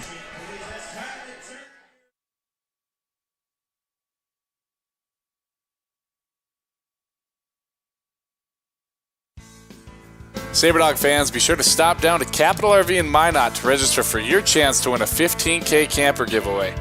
If a SaberDogs player hits a ball through the home run target beyond the left field fence, one lucky fan will drive home with a brand new camper courtesy of Capital RV. Register in store today.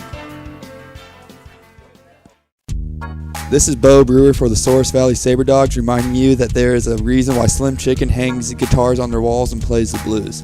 It's the same reason why they only serve you 100% all-natural chicken tenders. It's the way they like it. There is a reason why they treat you like family and serve food just like you would at home. Because you deserve it that way. And there's a reason it's made fresh when you order and served hot, because that is their promise to you. Come see us at Slim Chickens or order online at slimchickens.com.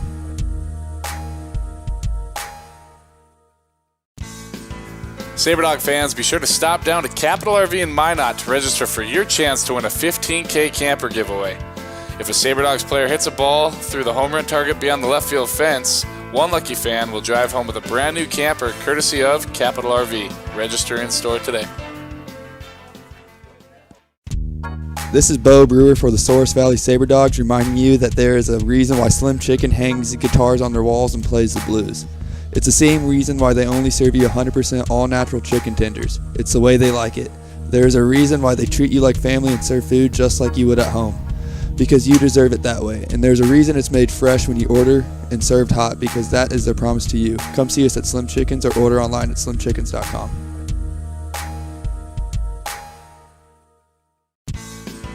SaberDog fans, be sure to stop down to Capital RV in Minot to register for your chance to win a 15K camper giveaway.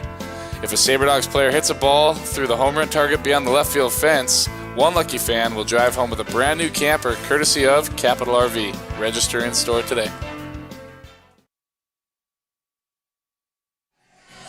Top half of the 8th inning, 7-5 Fremont here in another heavyweight battle between two of the Expedition League's best offenses. Here comes Shane Sinclair out for his 4th inning of work tonight. We get the bottom of the order, 7, 8, and 9 here for Fremont. Jack Simonson, the left fielder to lead it off, the right-handed hitter. Sinclair leads it for the side. He comes set, first base side, pauses at the chest, kicks, fires, first pitch, fastball upstairs, ball 1. 1 ball, no strikes. 7 runs, 6 hits, an error for the Moo. 5 runs, 9 hits, no errors for the SaberDogs. 1 run in the first, 3 in the 4th, and 5th innings for Fremont. 2 in the first, 1 in the second, 1 in the third, and 1 in the 6th for Souris Valley. Next pitch from Sinclair is a fastball that grazes the outside corner knee high. Strike 1. 1 ball, 1 strike. Simonson, a product of North Dakota State University, where Caden Schwabe, the SaberDogs star left fielder, will be playing next year, transferring over from DMAC. 1-1 pitch, swinging a soft line drive, center field with some English on it as it slices back towards the center fielder and Anderson and drops in for a base hit. So a single for Simonson, his second of the night, has now reached base thrice. So that brings up Ryan Hayes to the plate, and that was a cue shot off the end of the bat. Started to hook towards left center, then changed directions and spun back towards straightaway center. Out of the way, a hit. As that brings up Ryan Hayes, the catcher, to the plate, who had a big blast in the 4th inning. A 3-run shot for his first home run of the year. Looks like, correction. It's Ryan Hayes picked up that single. Dylan Sears at the plate as the first pitch is a fastball upstairs. Strike one. No balls, one strike. My apologies. As Simonson was retired on the 6-3 putout. Back to end the 7th. So 8-9-1 due up here for Sinclair. Hayes at first base with his second knock of the game. 0-1 to Sears, swinging a bounding ball down the first base side and foul. High chop. Strike two. No balls, two strikes with nobody out. So Shea Bennett and this Fremont Moo Ball Club looking for as much insurance as possible. Good spot here for them to do so. Hayes at first base. Sears at the plate. Nobody out. Top of the order looming on deck. Sinclair from the stretch.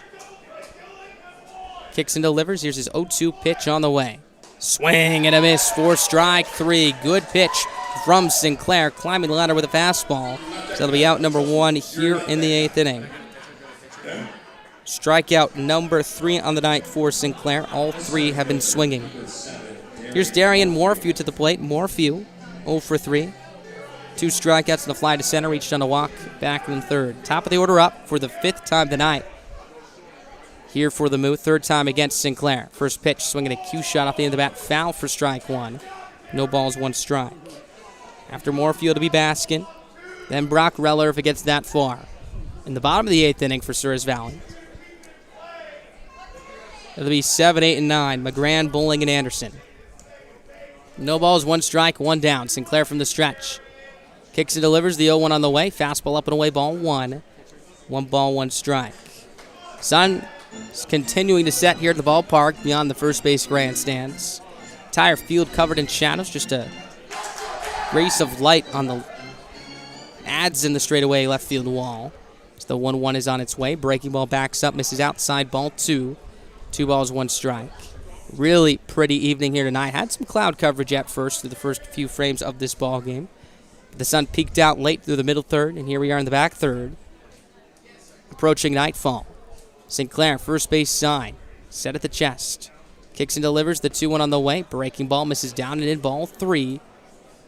3 balls, 1 strike here with 1 out. And here's where we see the mosquitoes come out. We saw it a lot last night. This is the time of the year where they like to fly around the ballpark.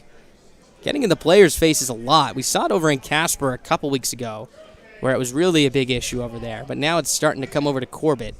So the next pitch is on its way. Fastball, a strike at the top of the zone. Count now runs full at 3 balls and 2 strikes. Morphy thought that was ball 4. Started to flip his bat toward the 3rd base dugout, then held on to it. Sinclair leans in. Hayes takes his lead. He comes set from the first base side at the chest. One more time. Kicks and fires. Here's his payoff pitch. Runner goes, swinging a line drive, right field, rearranging to his right. He can't get it. That's down for a base hit as it hops the wall. Hayes had to hold. He heads into 3rd base. He'll get there standing up as the throw goes back into the 3rd baseman, Bowling, who has to slide to cut it off before it rolled behind him. Nice play by Bowling at 3rd. It's going to be a double for Darian Morphew, his first hit of the night. So that sets up a 2nd and 3rd, 1-out spot here in this top of the 8th inning. That was a hard line drive to right center field. Greer almost came up with this ball. Would have been an impressive play.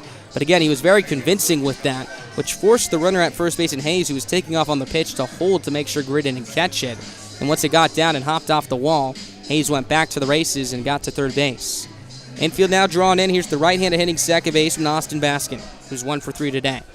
Righty on right, Sinclair, first base side, delivers the first pitch. Fastball, top of the zone, strike 1. No balls, 1 strike. Again, 7-5, Fremont your score. So these runners at second base and 3rd are mighty important here for the Moo, who look for some much-needed insurance. Sinclair from the stretch.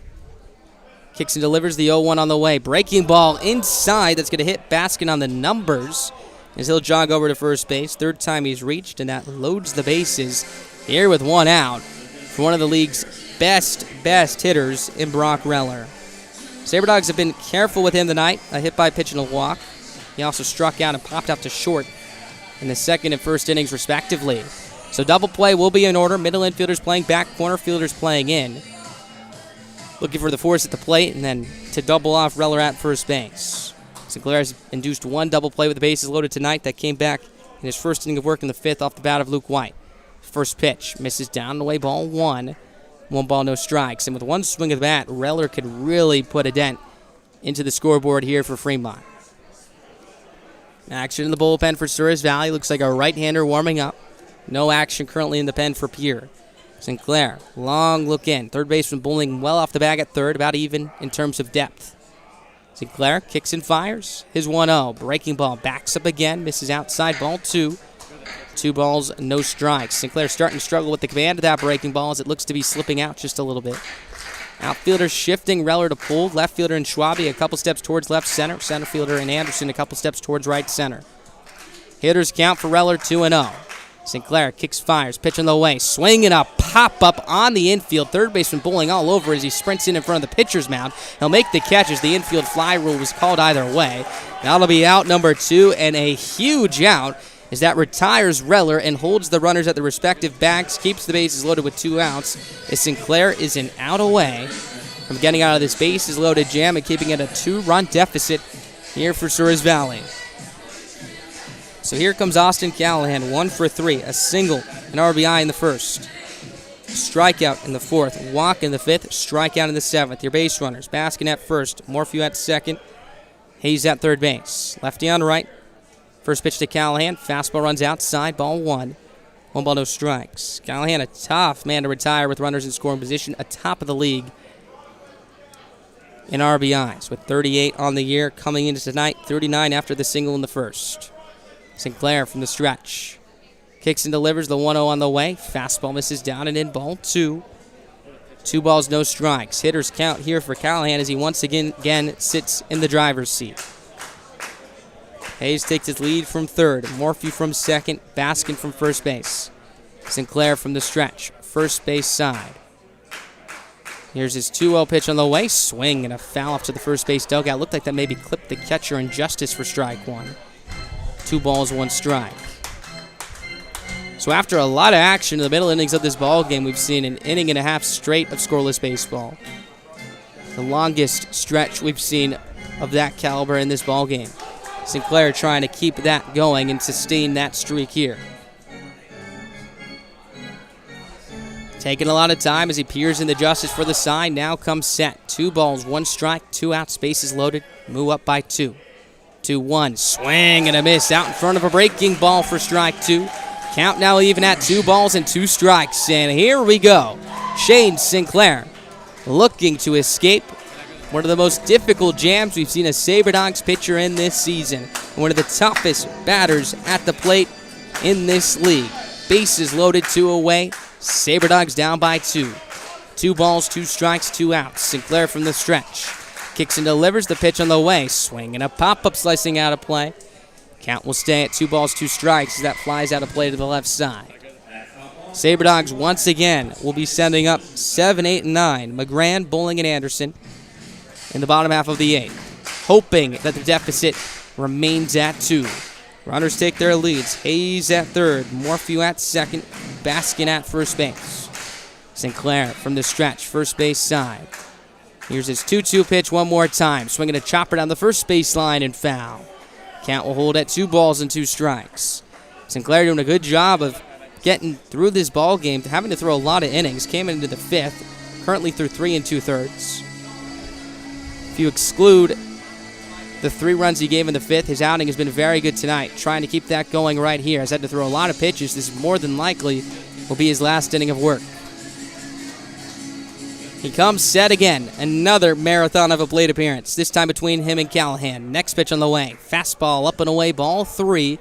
3 balls, 2 strikes here with 2 outs.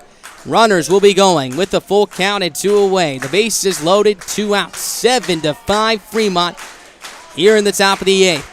Sinclair has to make a quality pitch right here. He's set, first base side. His 3-2 pitch on the way. Swing and a fly ball left center field. Anderson to his right. Schwabe in and to his left. Hillcamp underneath it to make the catch as that will end the inning. Sinclair pounds his glove as he's fired up, getting out of a bases-loaded jam here in the top of the 8th, keeping the deficit to 2. We head to the bottom of the 8th. 7-5 Fremont your score. 7, 8, and 9 due up for Souris Valley when we come back.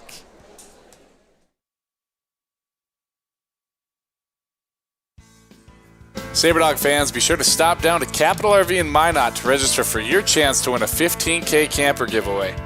If a Sabre Dogs player hits a ball through the home run target beyond the left field fence, One lucky fan will drive home with a brand new camper courtesy of Capital RV. Register in store today. This is Bo Brewer for the Souris Valley Sabre Dogs, reminding you that there is a reason why Slim Chicken hangs guitars on their walls and plays the blues. It's the same reason why they only serve you 100% all-natural chicken tenders. It's the way they like it. There is a reason why they treat you like family and serve food just like you would at home. Because you deserve it that way. And there's a reason it's made fresh when you order and served hot, because that is their promise to you. Come see us at Slim Chickens or order online at slimchickens.com.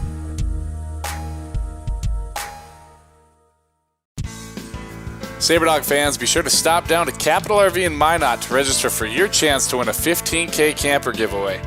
If a Sabre Dogs player hits a ball through the home run target beyond the left field fence, one lucky fan will drive home with a brand new camper courtesy of Capital RV. Register in store today. This is Bo Brewer for the Souris Valley Sabre Dogs, reminding you that there is a reason why Slim Chicken hangs guitars on their walls and plays the blues. It's the same reason why they only serve you 100% all-natural chicken tenders. It's the way they like it. There's a reason why they treat you like family and serve food just like you would at home. Because you deserve it that way. And there's a reason it's made fresh when you order and served hot, because that is their promise to you. Come see us at Slim Chickens or order online at slimchickens.com.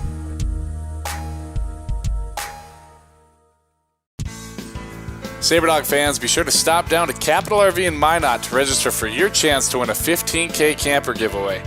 If a Sabre Dogs player hits a ball through the home run target beyond the left field fence, one lucky fan will drive home with a brand new camper courtesy of Capital RV. Register in store today.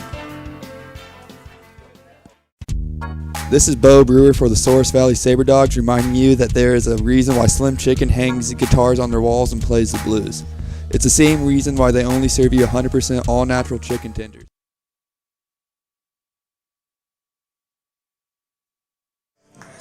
Bottom half of the 8th inning, 7-5 Fremont your score. Sabre Dogs running out of chances down to their final 6 outs. You've got to give Shane Sinclair a lot of credit.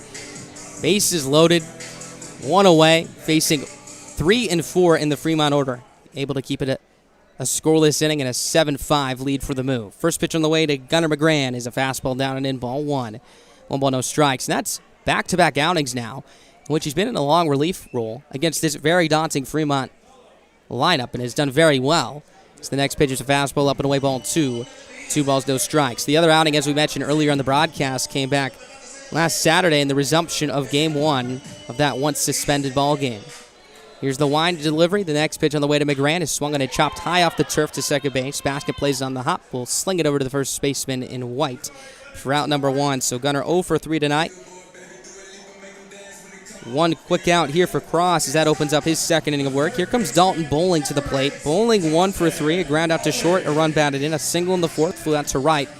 Back in the 6th, and again, the Sabre Dogs just down by 2, the same deficit they faced in the 8th and 9th innings yesterday. And as we all know, they were able to come back yesterday and eventually win that ball game. Cross from the wide. Here's his first pitch on the way. Breaking ball. Maybe an off-speed pitch. Hard to tell from this angle. Had a lot of drop on it. Strike 1 either way as it crosses the belt. No balls, 1 strike. Cross from the wide.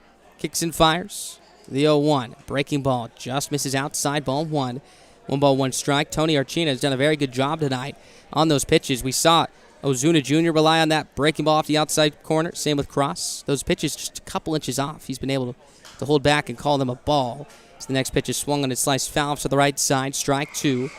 1 ball, 2 strikes. Again, 7-5. Fremont your score. You're in game 1 of 3. And these games matter for the Sabre Dogs. There's a monkey off their back because they've clinched their playoff spot with the first half Lewis Division Championship. So here's the wind. The 1-2 pitch on the way to Bowling. Breaking ball in the dirt, blocked by the catcher Hayes. 2-2. But if they want home field advantage in the championship series, best overall record will decide that, assuming that they make it through the division series to the championship series. So even though they already have their playoff spot clinched, they want to win as many games as they can possible. Here's the wind, the 2-2 on the way to Bowling. Fastball, down low, ball 3. 3 balls, 2 strikes. And again, Sabre Dogs just desperate for base runners right now. They get down by 2. If Bowling can reach, Anderson would come to the plate representing the tying run. Top of the order looming as well. Caden Schwabe in the hole as the 3-2 is swung on and lined out to right field. Hal ranging to his left. He'll make the running catch just about 10 feet in front of the track. Route number 2. Bowling went down to get that one. He gave that one a ride to fairly deep right field. 2 up, 2 down here for Cross. That's now 4 consecutive batters retired. Here comes Reese Anderson to the plate. Anderson 0 for 2, lined to short ground into a 6 unassisted fielder's choice and walked and stole his second base of the season back in the 6th. Looking to spark something right here. Came up to the plate in the 6th with nobody on and 2 outs. Walked. Then was followed by a Caden Schwabe single, but then Cooper struck out looking. Here's the pitch on the way to Anderson. Fastball raises off the glove of the catcher Hayes to the backstop for ball 1, a bit outside. 1 ball, no strikes. In the top of the 9th inning for Fremont, they'll send up 5, 6, and 7. Luke White, Taylor Howell, and Jack Simonson. Infield straight up, outfield straight up as well. Cross winds and fires. The 1-0 pitch on the way. Fastball misses inside, ball 2. 2 balls, no strikes. So as we've gotten deeper into this ball game, the pitching has just gotten better. The bullpen on both ends really has been good. Have combined for just 4 earned runs. So the next pitch is up and in. 4 ball, 3 balls, no strikes.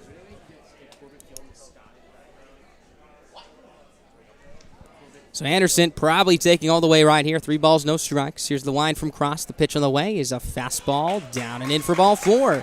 So Anderson will take the walk. Second time with 2 outs and nobody on. He's drawn a walk, and that's going to bring up a hot swinging Caden Schwabe to the plate, who's 4 for 4 today with 4 singles and 3 stolen bases. So let's see. Sabre Dogs looking for another 2-out rally. Weren't able to execute last time, looking to do so here. Schwabe does represent the tying run at the plate as well. He's left the yard once on this homestand already. Came in the first inning against Fremont a few nights ago. Lefty on right, Cross from the stretch. First pitch is a breaking ball up and away, ball 1. 1 ball, no strikes. Justin Cooper looming on deck as well here. Third baseman Callahan even with the bag at third, well off. About 20 feet to the left of it. Cross delivers the 1-0. Fastball upstairs, ball 2. 2 balls, no strikes. That is now 6 consecutive balls out of the right hand of Jackson Cross here as his catcher and Hayes will walk out to the mound. Slow things down for him. Give him some words of encouragement right here as, again, Cross just looking to get through this inning with a 2-run lead, as that will force the Sabre Dogs to have to wait till the bottom of the 9th to try and tie this game up and only leave them with 3 outs to do so. Cross adjusts the bill of his cap, walks off the bottom of the hill, now steps back on, digs his right foot into the first base side of the rubber. Left foot plants in front as he now comes set at the chest. 2-0 pitch on the way to Schwabe. Fastball up and away, ball 3. 3 balls, no strikes. That is now 7 consecutive balls here from Cross here. Schwabe likely taking all the way. Down by 2. You know Cross is struggling with his command as he delivers the 3-0 on the way. Fastball, top of the strike zone, middle third of the plate. 3 balls, 1 strike. So Cross digs back into it, now looking to make a quality pitch and escape this inning. Anderson takes his lead from first base. Shuffling lead for him, has good speed. Stole the base earlier tonight. Hitters count for Schwabe, 3-1. Cross from the stretch. There goes the runner, pitching the way, swinging a hard ground ball down the third base, make that the first base line and foul. Strike 2. 1 ball, 2 strikes. Anderson was taking off, and that ball is fair. Not only is Anderson likely scoring, Schwabe's probably running for a while. That ball rolled into foul territory towards the right field corner. And the right fielder in Howell is playing about straight up in right field, very deep. It would have been a long way for him to run to chase that one down. So the count now runs full. Anderson, with 2 outs and a 3-2 count, will once again be taking off. Cross from the stretch, first base side. Long hold this time as he pauses at the chest. Now delivers the 3-2. Time now called late by the home plate umpire, Tony Archina. Very emphatically as he waved his hands out in the air and jumped out of the way. The pitch was down low, so it would have been ball 4. But Schwabe will get another chance. Anderson takes his lead from first base. Will be going again. Cross from the stretch. Long hold one more time. Runner goes. 3-2 on the way. He's taken down low for ball 4. Schwabe continues his good night. Has reached base all 5 times, this time first via the walk. That brings up Justin Cooper, and this is a big, big spot. Schwabe with great speed. The tying run at first base here with 2 outs. Everybody will be going on contact. Cooper looking to keep this line moving. If he could blast one into the gap right here, We're likely knotted at 7. Cross takes a climb off the hill, adjusts the cap again. Paces slow down a lot as the Sabre Dogs have continued to string along another 2-out rally. This inning, a carbon copy so far of what we saw in the 6th. Righty on right. First and second, pitch on the way is in the dirt, blocked by the catcher Hayes. Heading for third is Anderson. He'll get in there standing up as he took off late. Likely will be a wild pitch. First and third now is Schwabe held. 2 outs. Big spot. 1 ball, no strikes. The count now as Cooper digs back in. And again, that run on third base just as important as the run on first. Sabre Dogs looking to get back into this ball game. They would love to enter the bottom of the 9th with a deficit of 1 instead of 2, of course. There goes Schwabe for second. Pitch on the way is a strike. Back pick attempt to third. No throw from the catcher Hayes, so Schwabe will take second base uncontested. Stolen base for him. That's his 4th of the night. He now has 39 on the year. Unbelievable stuff. He's now the tying run in scoring position at second base. A base hit from Cooper more than likely ties this game.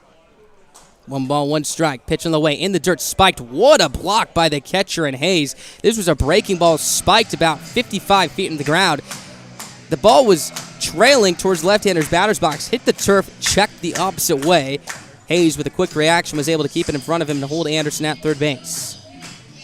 So Cooper digs back in, ahead. 2 balls, 1 strike here with 2 outs. Second and third, Sabre Dogs down by 2. Here's the 2-1 pitch on the way. Swing on the line, drive center field. That's down for a base hit. Anderson will score. Right behind him, Schwabe. He stomps home, and we are tied at 7 here in the bottom of the 8th inning. Justin Cooper coming up clutch one more time as the comeback kids are right back at it here at Corbett Field. A hard line drive into the gap in left center field, and there was no doubt that Caden Schwabe was scoring from second base. RBIs, numbers 9 and 10, make that 13 and 14 on the year for Justin Cooper. Not a bigger hit tonight for Souris Valley. Here's Bo Brewer. Cooper, good speed at first base. There he goes. Now he stops. Pitch on the way. He's down low, ball 1. 1 ball, no strikes. So last night, the Sabre Dogs were down by 2, down to their final 2 outs. Drew Miller hits the game-tying 2-run home run. Tonight, down to their final 4 outs, down by 2. Justin Cooper ties the game at 7-7. Cross from the stretch, 1-0. In the dirt again, gets away from the catcher Hayes. Cooper sprinting into second base. He'll get in there, standing up as he is the go-ahead run. In scoring position now with 2 outs, and Bo Brewer is in the driver's seat right now, looking to break out. 0 for 4 tonight. 0 for his last 7. League leader in average, league leader in RBIs. He's come up clutch so many times this season. Does he have another magical moment left in him right here? Cooper takes his lead. Aggressive secondary as the pitcher and Cross will step off. Cooper took 3 or 4 aggressive steps towards third base, trying to get in the head of Cross as he was dancing back and forth. Cross comes set first base side. Hitters count for Brewer 2-0. Cross, long hold as he kicks and fires. The 2-2 on the way. Bites the outside corner about chest high. Strike 1. 2 balls, 1 strike. So now 7 runs, 8 hits, an error for the Moo. 7 runs, 11 hits, no errors for Souris Valley. Brewer digs back in. Still ahead. 2 balls, 1 strike. Cooper ready to run at second base. Cross from the stretch. Here's his 2-1 on the way. Fastball down low, ball 3. 3 balls, 1 strike. And you got to imagine, with Brewer at the plate, such a threatening back, Cross probably doesn't want to challenge him right here. But if the baseball gods are watching, I'll tell you, Bo Brewer is due for a big knock right now, and there is not a better time to come up with it. Tied at 7-7 with 2 outs here in the bottom of the 8th inning. Cross from the stretch. The 3-1 on the way is taken down low, 4 ball 4. Another walk, the 3rd of the inning allowed from Cross. Remember, all of this being generated with 2 outs. So here comes one of the heroes from last night, Drew Miller.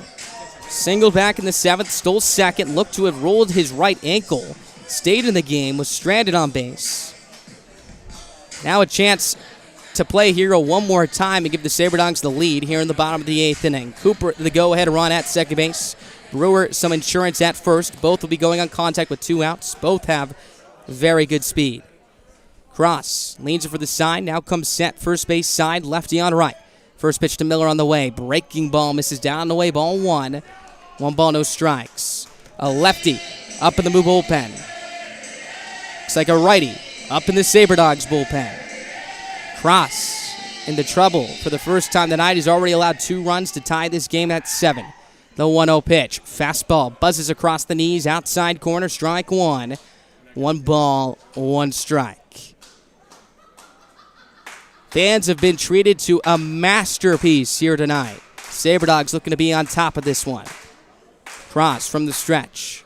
First and second, 2 away, knotted at 7, bottom of the 8th.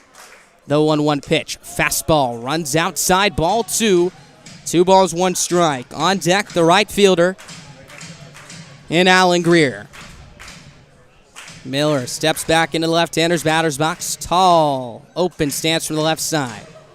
Cooper takes a walking lead from second. Brewer from first. Cross kicks and delivers. His 2-1 on the way, swinging a high fly ball the other way, deep left field. Simonson raging back towards the track. He reaches up and makes the running catch in front of the wall. That will retire the side. What a play by Jack Simonson as he robs Drew Miller of an extra base hit and likely the go-ahead RBI. But the Sabre Dogs able to tie this game in the bottom of the 7th inning thanks to the 2-run, 2-out single from Justin Cooper. We head to the top of the 9th. New arm coming in for Souris Valley, knotted at 7 apiece here at Corbett Field.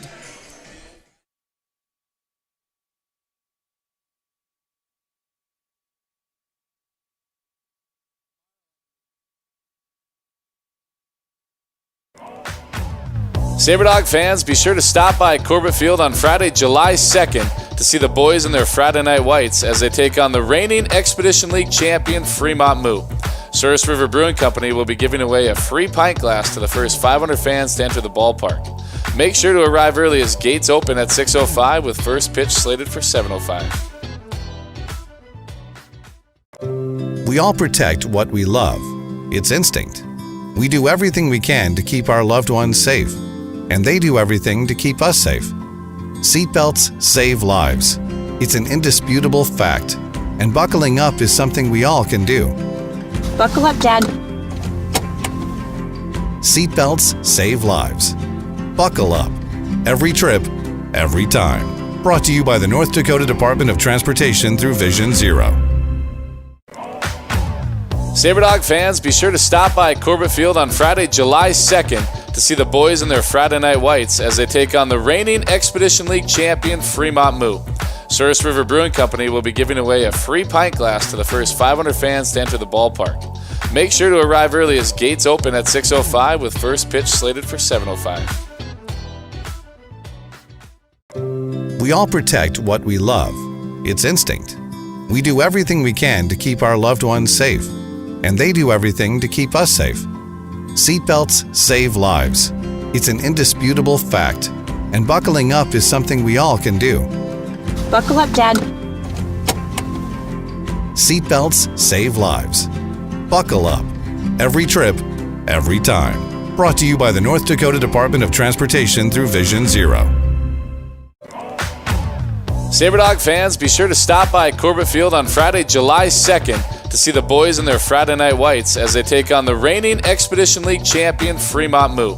Souris River Brewing Company will be giving away a free pint glass to the first 500 fans to enter the ballpark.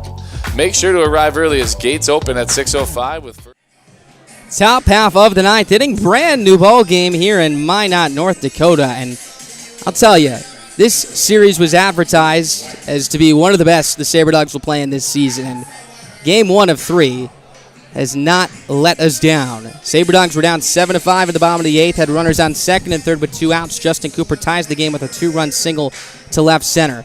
Kanan Morrow now in the game here in the top of the 9th, trying to keep this game tied. His first pitch on the way to Luke White, misses down low, ball 1. 1 ball, no strikes. This will be the first time the Moo face Morrow. Morrow, a hard-throwing right-hander, 3-1 record with a 7.4 ERA.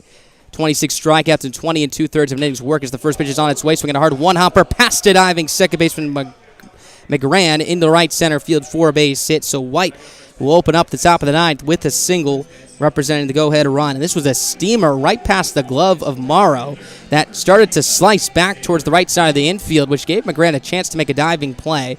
Dove to his right, was a bit out of his reach as this one sizzled into the turf in right center field. So White picks up his first hit of the evening.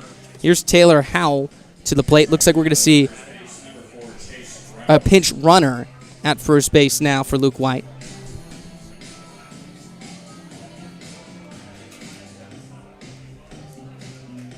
So coming to the plate is Taylor Howell, that pinch runner. At first base will be Chase Reynolds out of Midland University. Has 2 stolen bases on the year, so he'll pinch run for Luke White. He's now out of the game. So there's a chance that the Moo will have to make a defensive substitution in the bottom of the 9th. Reynolds at first base, the go-ahead run. Morrow from the stretch, first base side, kicks, fires. First pitch on the way here to Taylor Howell is a breaking ball down the way, ball 1. 1 ball, no strikes. Middle infielders pinched up the middle and double play depth. Morrow looking for a ground ball here. On deck, Jack Simonson, the left-handed hitter. The right-handed hitter, the left fielder tonight. Morrow from the stretch, the 1-0. Breaking ball, swing to base, make that a fastball, strike 1. 1 ball, 1 strike. Big rip from Howell right there. Fastball up in the strike zone that he was late on. Morrow pitches with a lot of confidence, a lot of energy. Leads it for the side, gets it from his catcher and Justice. Reynolds takes his lead from first base. 1-1 pitch on the way. Swinging a high fly ball, belted out to deep left center. Anderson on his horse, turning and looking. This one's gone. 2-run home run for Taylor Howell as the Moo grab the lead right back here in the top of the 9th inning. A 9-7 Fremont lead for Howell. Home run number 3 on the year. RBIs numbers 10 and 11 on the season. His second and third runs batted in on the night as well, and there was no doubt about this one. A missile into the orange and blue skies here in Minot. So after the SaberDogs tied at 7-7 in the bottom of the 8th inning, the Moo pick up those 2 runs right back here. So here comes Jack Simonson to the plate. Now, if you're the SaberDogs, you know you're capable of coming back from 2 runs, so they're going to have to bounce back quickly right here and keep this deficit where it's at. It's the first pitch is a fastball for a strike, outside corner.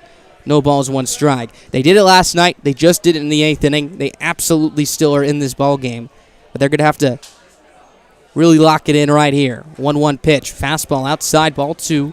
2 balls, 1 strike. When we go to the bottom of the 9th, SaberDogs will now be trailing by at least 2. It'll be 5, 6, and 7, Greer, Justice, and McGran.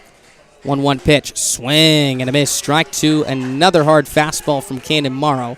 Count now moves to 1 ball and 2 strikes here on Simonson. Ryan Hayes, the catcher, on deck, then Dylan Sears. Nobody out, base is empty. Morrow winds, delivers the 1-2 on the way. Fastball outside, ball 2. 2 balls, 2 strikes. For Morrow, his last outing was in long relief, went 4 innings against Pierre, allowed 3 earned runs, 4 walks, 3 strikeouts, but again, a lot of those runs coming in his 4th inning of work as the next pitch is on its way. Swing and a miss for strike 3. Good fastball from Morrow as that strikes out Simonson for the 2nd time tonight and picks up the first out of the frame here in the top of the 9th for Souris Valley.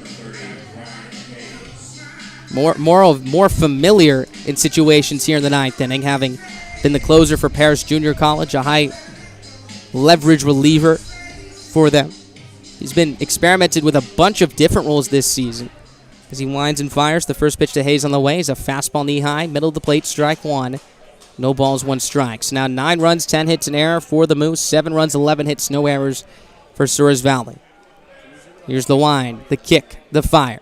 0-1, swing and a miss, strike 2. Another hard fastball. Count quickly moves in favor of Morrow and the SaberDogs. No balls, 2 strikes. Here with 1 out. Dylan Sears, the shortstop, on deck as Hayes steps back in. Morrow switches his grip, turns, kicks, fires. The 0-2 on the way. Fastball misses inside, ball 1. 1 ball, 2 strikes.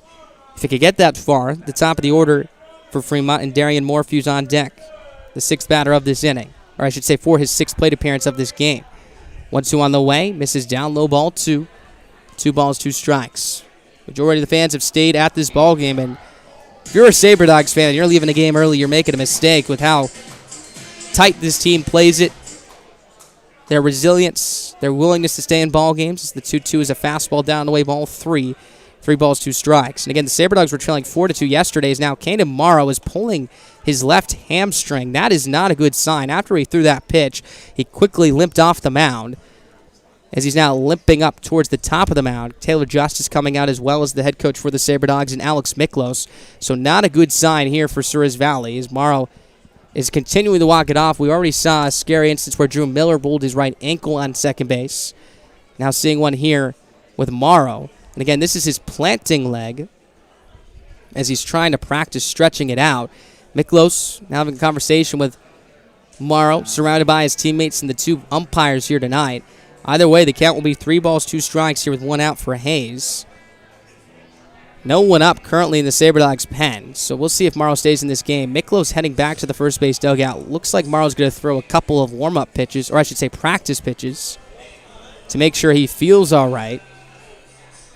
So Taylor Justice will walk behind the plate. Again, it looks to be that left hamstring as his first warm-up pitch. Same velocity, was over the plate, so that's a good sign. No signs of any pain right there from Morrow as he'll try one more. Again, the situation, 3 balls, 2 strikes, 1 out here in the top of the 9th inning. 2 runs in to give the Moo a 9-7 lead on the 2-run shot from Taylor Howell, his 3rd home run of the year. As the Moo continue to blast baseballs out of ballparks here in the EL, their specialty this season. So Morrow's going to stick in this ball game. Miklos will jog back to the first base dugout. 3 balls, 2 strikes the count here on Ryan Haynes. Again, 9-7 your score here in the top of the 9th. Morrow will climb back up the hill, right foot on the first base side of the rubber, left foot off as he turns, kicks, and fires. The payoff pitch in the way. Swinging a high fly ball, deep center field. Anderson sprinting back towards the track in front of the wall. He leaps up and he makes the catch. Nice play by Reese Anderson, covering a ton of ground to left center field. Sprinted back, knew he had to hurry. Leapt on the track to make the catch, route number 2. And Ryan Hayes, for the second time tonight, gave that one a ride. Remember, 410 feet out to straightaway center field. But the confines of Corbett Field were able to hold it in, as that'll be out number 2. So here comes Dylan Sears to the plate. Good bounce back from Morrow after looking to tweak something in his hamstring area. Good news is he looks to be okay. Here's the 9-hole hitter, Dylan Sears, 5th man to the plate. Morrow winds and fires. First pitch is in the dirt, gets to the backstop for ball 1. 1 ball, no strikes. Again, the Sabre Dogs will send up Alan Greer to lead it off in the bottom of the 9th inning, now trailing by 2. Looking for another special comeback here at Corbett Field. Here's the wind and the delivery of the 1-0 pitch. It's in the dirt. Hits the umpire now as he jumps on the air, turns around, falls to the ground. That's not a good sign right there as Tony Archina is now looking to hold his left knee area, maybe up towards the quad. Again, a tough inning. If you're looking for injuries, Morrow first tweaked something in his hamstring. Now Archina hit by a pitch that hopped on the turf, got away from Justice, looked to hit him in the knee, as he's now standing on 2 feet, which is the good news. Looks like he might have a brace on there already. It's hard to tell. Maybe just a knee pad, as the trainer from the third base dugout is now helping him out. Looking to be putting pressure on his left knee. So again, you hope that he's all right. Again, late in this ballgame, top of the 9th inning, just when things started to speed up and get intense, we've seen a couple of delays. Archina talking with Alex Miklos, as it looks like he's going to be okay. The trainer, again, focusing on the left knee, as he has a brace right there, or at least looks to be a brace, maybe a knee pad, which would make sense given that he's behind the plate, just like a catcher. Umpires need their padding as well. They just often wear it underneath their clothing, which Archina is right now. So 2 balls, no strikes, 2 outs. Top of the 9th inning. Base is empty, 9-7. Fremont your score. Dylan Sears at the plate will be a hitter's count for him as Archina, greeted by a round of applause, will head back to the batter's circle. Looks to be all right as Taylor Justice will head back behind the dish right now. Again, tried to pick that one. Whiffed on it and hit Archina. Puts his hand on his back, says, "I'm sorry." Looks like the 2 are okay, so let's resume play. 2 balls, no strikes, 2 outs. Sears at the plate. Here's the 2-0 pitch on the way. Fastball runs outside, ball 3. 3 balls, no strikes. 9-7 Fremont. We've had 16 combined runs on both ends. Next pitch on the way. Fastball down low, ball 4. So Sears will take the walk. First walk allowed by Morrow in this ball game. So that brings up the top of the order Darian Morphew to the plate for the 6th time today. This will be his 6th plate appearance as he digs into the left-hander's batter's box. So as we mentioned, those 3 games over in Fremont, both sides scored a lot of runs, and at least one team in each of those 3 games scored 10 or more runs. In Game 3, the latter final game, as the next pitch is off the glove of the catcher and just as a ball outside. Heading to second goes Sears. 1 ball, no strikes, the count. But as we mentioned, through those 3 games, each of the 2 sides scored 10 or more runs plenty of times. Sabre Dogs in Game 1, Fremont in Game 2, both sides in Game 3. The Moo will run away from scoring 10 here in the top of the 9th. Meanwhile, the Sabre Dogs, if they can hold it, if they were to win this game, they would have to score double digits, and that just seems fitting. So let's hope the baseball gods want to keep that trend going. 1-0. Fastball on the outside corner, strike 1. 1 ball, 1 strike here with 2 outs. No one up in the Sabre Dogs bullpen. This is Kanan Morrow's inning to finish. Morphy digs back in the left-hander's batter's box slightly, and I mean slightly open stance for the left side. As the 1-1 pitch is swung on and fouled off to the left side, about straight back, strike 2. 1 ball, 2 strikes. Morrow looking for his 2nd strikeout of the evening. Sears takes his lead from second after walking and then advancing to second on the pitch to the backstop. 1 ball, 2 strikes, 2 out. Morrow from the first base side of the rubber comes set again.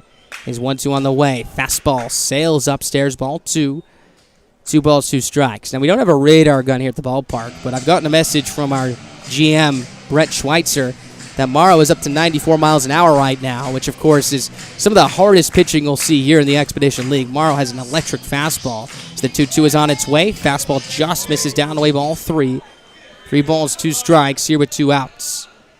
Maybe one of the reasons why Taylor Howe's fastball looked like a bullet popping into the shotgun as it traveled over the left center field wall. Morrow supplying a lot of that pop.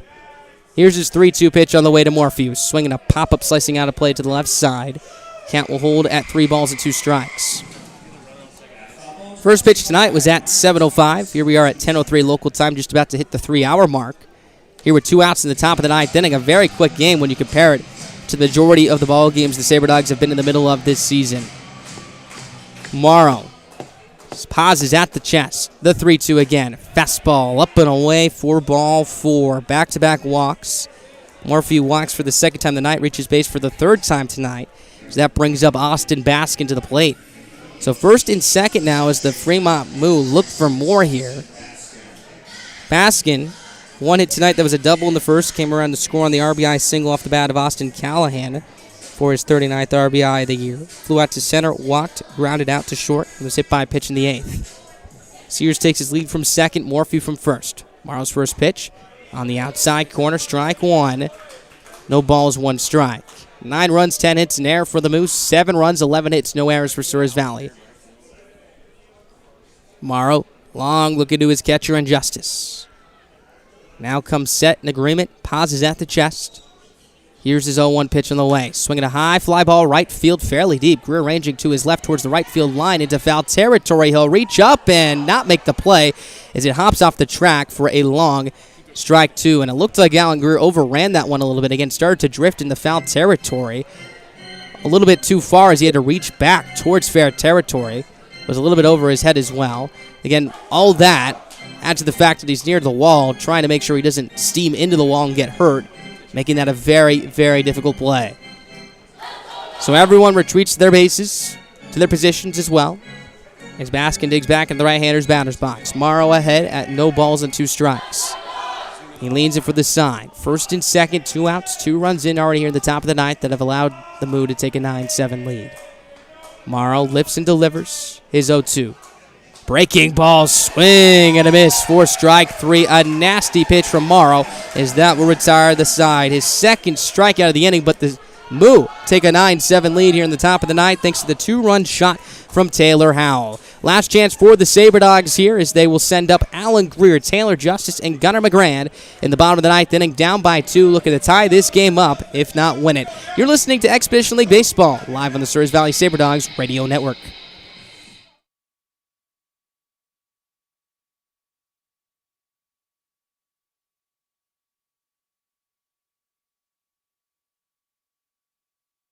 Start planning your summer road trips with a brand new camper and truck. Head to Four Bears Casino now, play your favorite slots, and earn entries for their July 3rd truck and camper giveaway. It's your chance to win a decked out camper and 2021 pickup with full towing package. Plus, get your tickets for Dwight Yoakam live in concert June 19th and enjoy water fun on a yacht tour of Lake Sakakawea or a splash in their water park. Check out all the fun on their website, all at Four Bears Casino and Lodge, 4 miles west of Newtown.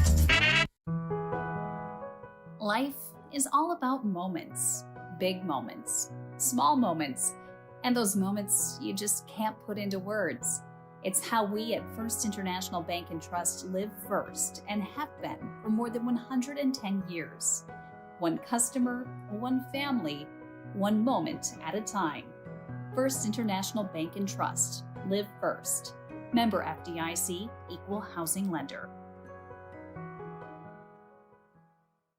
Start planning your summer road trips with a brand new camper and truck. Head to Four Bears Casino now, play your favorite slots, and earn entries for their July 3rd truck and camper giveaway. It's your chance to win a decked out camper and 2021 pickup with full towing package. Plus, get your tickets for Dwight Yoakam live in concert June 19th and enjoy water fun on a yacht tour of Lake Sakakawea or a splash.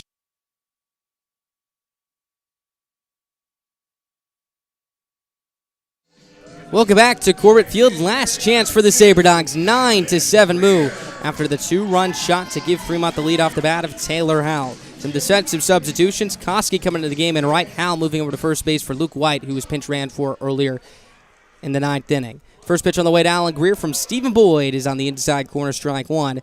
0-1. Boyd, this will be his 11th outing in relief. 1-1 record with a 3.85 ERA. Has yet to record a save, so his first save opportunity here. 21 strikeouts in 14 innings. The next pitch is inside, ball one. 1-1 strike. Boyd was tremendous against Souris Valley back on June 25th. Tossed 4 innings, allowed just 2 hits, no runs, 2 walks, and 6 strikeouts. We'll get career Justice and McGrann in this frame. 1-1 pitch, swinging a hard ground ball down the first base line. That is a fair ball as it rolls towards the right field corner. Greer in full gear, rounds first, heading for 2. He's going to make the turn for 3. The throw back in from Koski and right will be cut off by the second baseman Baskin. A triple for Alan Greer, the catalyst of what could be another comeback here in the bottom of the 9th inning. Alan Greer picks up his first of the night. Perfect timing as he hit a hard ground ball inside the first base bag that rolled down the first base line. So here we go. Taylor Justice coming to the plate, representing the tying run. Boyd a lefty on the mound. Justice a right-handed hitter. The advantage to the Sabre Dogs backstop. That hit for Greer, the 12th of the night for Souris Valley, as Boyd digs his left foot into the third base side of the rubber. Middle infielders back, corner infielders as well. Boyd from the stretch at the belt. First pitch on the way. On the outside corner with a changeup, it looked like. Strike one, knee high. No balls, 1 strike. So a great start for Souris Valley. In fact, could not have started better than this, as they look to pick up at least 2, if not 3. Boyd from the third base side at the belt again. Here's his 0-1. Swing and a cue shot, foul straight back. Big rip from Justice as he jumps up and down in the air after that hack. No balls, 2 strikes. Boyd is not allowed a run in his last 7 innings, dating back to June 13th against the Trappers, where he allowed a run in a third of an inning. Greer could break that streak and that run as he's 90 feet away. 0-2 on the way from Boyd. Swinging a high fly ball right center field. Koski ranging in. He'll camp underneath it to make the catch. Tagging from third is Greer. He'll now stop as the throw comes back in on a hop to the catcher and Hayes. So Justice flies out to right, 1 down. Sabre Dogs now down to their final 2 outs. Smart for Greer to hold right there. Obviously, Koski made a good throw that likely would have been in time. But even if it was offline, you don't want to make the second out of the inning at home plate and take that bat, or I should say take the chance out of the hands for the next hitter to tie the game. So we're going to see a pinch hitter for Gunnar McGrann with the lefty and Boyd on the mound. Miklos going to the right-hander. Here's Colin Hannigan coming to the plate, a man that Miklos loves to have on his bench right now, one of the hottest hitters, not just for the Sabre Dogs, but in the Expedition League. Was fantastic yesterday, 1 for 3. His last few games has picked up at least 2 hits in 4 of the 5 of them, including on Sunday where he went 2 for 3 with a home run and 3 RBIs. And man, oh man, could a Colin Hannigan home run be big right here. So he digs in the right-hander's batter's box. One down. Greer at third base. Hannigan represents the tying run. Sabre Dogs down 9-7 here in the bottom of the ninth. Boyd kicks and delivers. First pitch is a fastball that runs outside. Ball one. 1 ball, no strikes. Another right-handed hitter on deck with a lot of pop, and Dalton Bowling. Then Reese Anderson after that. 1 ball, no strikes. Boyd from the stretch. Set at the belt. Here's his 1-0 pitch on the way. Swing and a foul. Straight back. Strike one. 1 ball, 1 strike. Back for Hannigan. He's picked up a hit in each of his last 8 games. In that span, he's also driven in 8 runs. 3 of which came on that long ball back at Moeller Field in Fremont on Sunday. Boyd from the stretch. Kicks, fires. His 1-1. Swinging a pop-up first base side, slicing out of plays. Howell will watch it fly into the seats. Strike 2, 1 ball, 2 strikes. Sabre Dogs trying to avoid wasting the leadoff triple from Alan Greer. 9-7 Fremont lead in what's been another tight, close, gutsy ball game between these two ball clubs. Boyd ahead 1-2, comes set from the third base side. Here's his 1-2, breaking ball in the dirt. Good take by Hannigan. Blocked by the catcher and Hayes. 2 balls, 2 strikes. Here with 1 out. No one up in the Moo pen. No one up in the Sabre Dogs pen as well. Boyd from the stretch again. Delivers the 2-2 pitch on the way. Swinging a chopper down the third base line and foul. Count will stay at 2 balls and 2 strikes. Hannigan coming in for McGran, who was 0 for 4 tonight with 2 strikeouts. And again, Miklos likely playing matchups just a little bit here. McGran, a left-handed hitter. Boyd, the lefty on the mound. Going to the right-hander in Hannigan, who's also been swinging the bat very well, as we mentioned, for the last 2 weeks. Hitting .411, a homer, 14 RBIs. Slugging .607, an OPS of 1173. 2-2 again. Fastball runs outside. Ball 3. Count now full at 3 balls and 2 strikes. Hannigan has walked 12 times this year in about 70 plate appearances or so. If he could walk, that would bring the winning run to the plate, and he would represent the tying run at first. Boyd from the stretch. Next pitch on the way. Swinging a high pop-up first base side. Howell ranging to his left towards the track. Can't find it as it will land on the netting to his left. 3 balls, 2 strikes, still the count. Here with 1 out.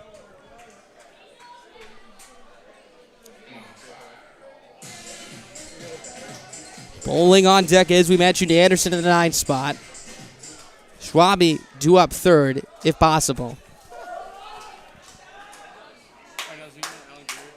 Greer takes his lead from third base. Boyd leans for the sign, third base side of the rubber.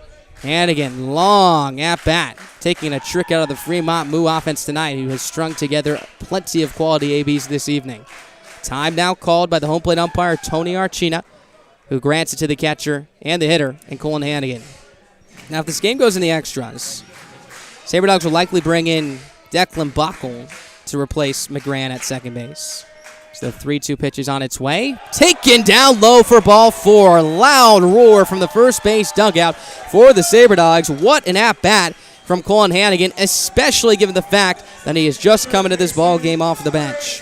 So Greer at third, Hannigan at first. Hannigan the tying run. He will be pinch ran for by Declan Buckle, so speak of the devil. Buckle with good speed at first base, representing the ever so important 9th run. Dalton Bowling comes to the dish right here. He's hit the ball hard a couple times tonight. A single in the 4th, flew out to fairly deep right field in the 8th. He'll have a conversation with his third base coach, and Alex Miklos.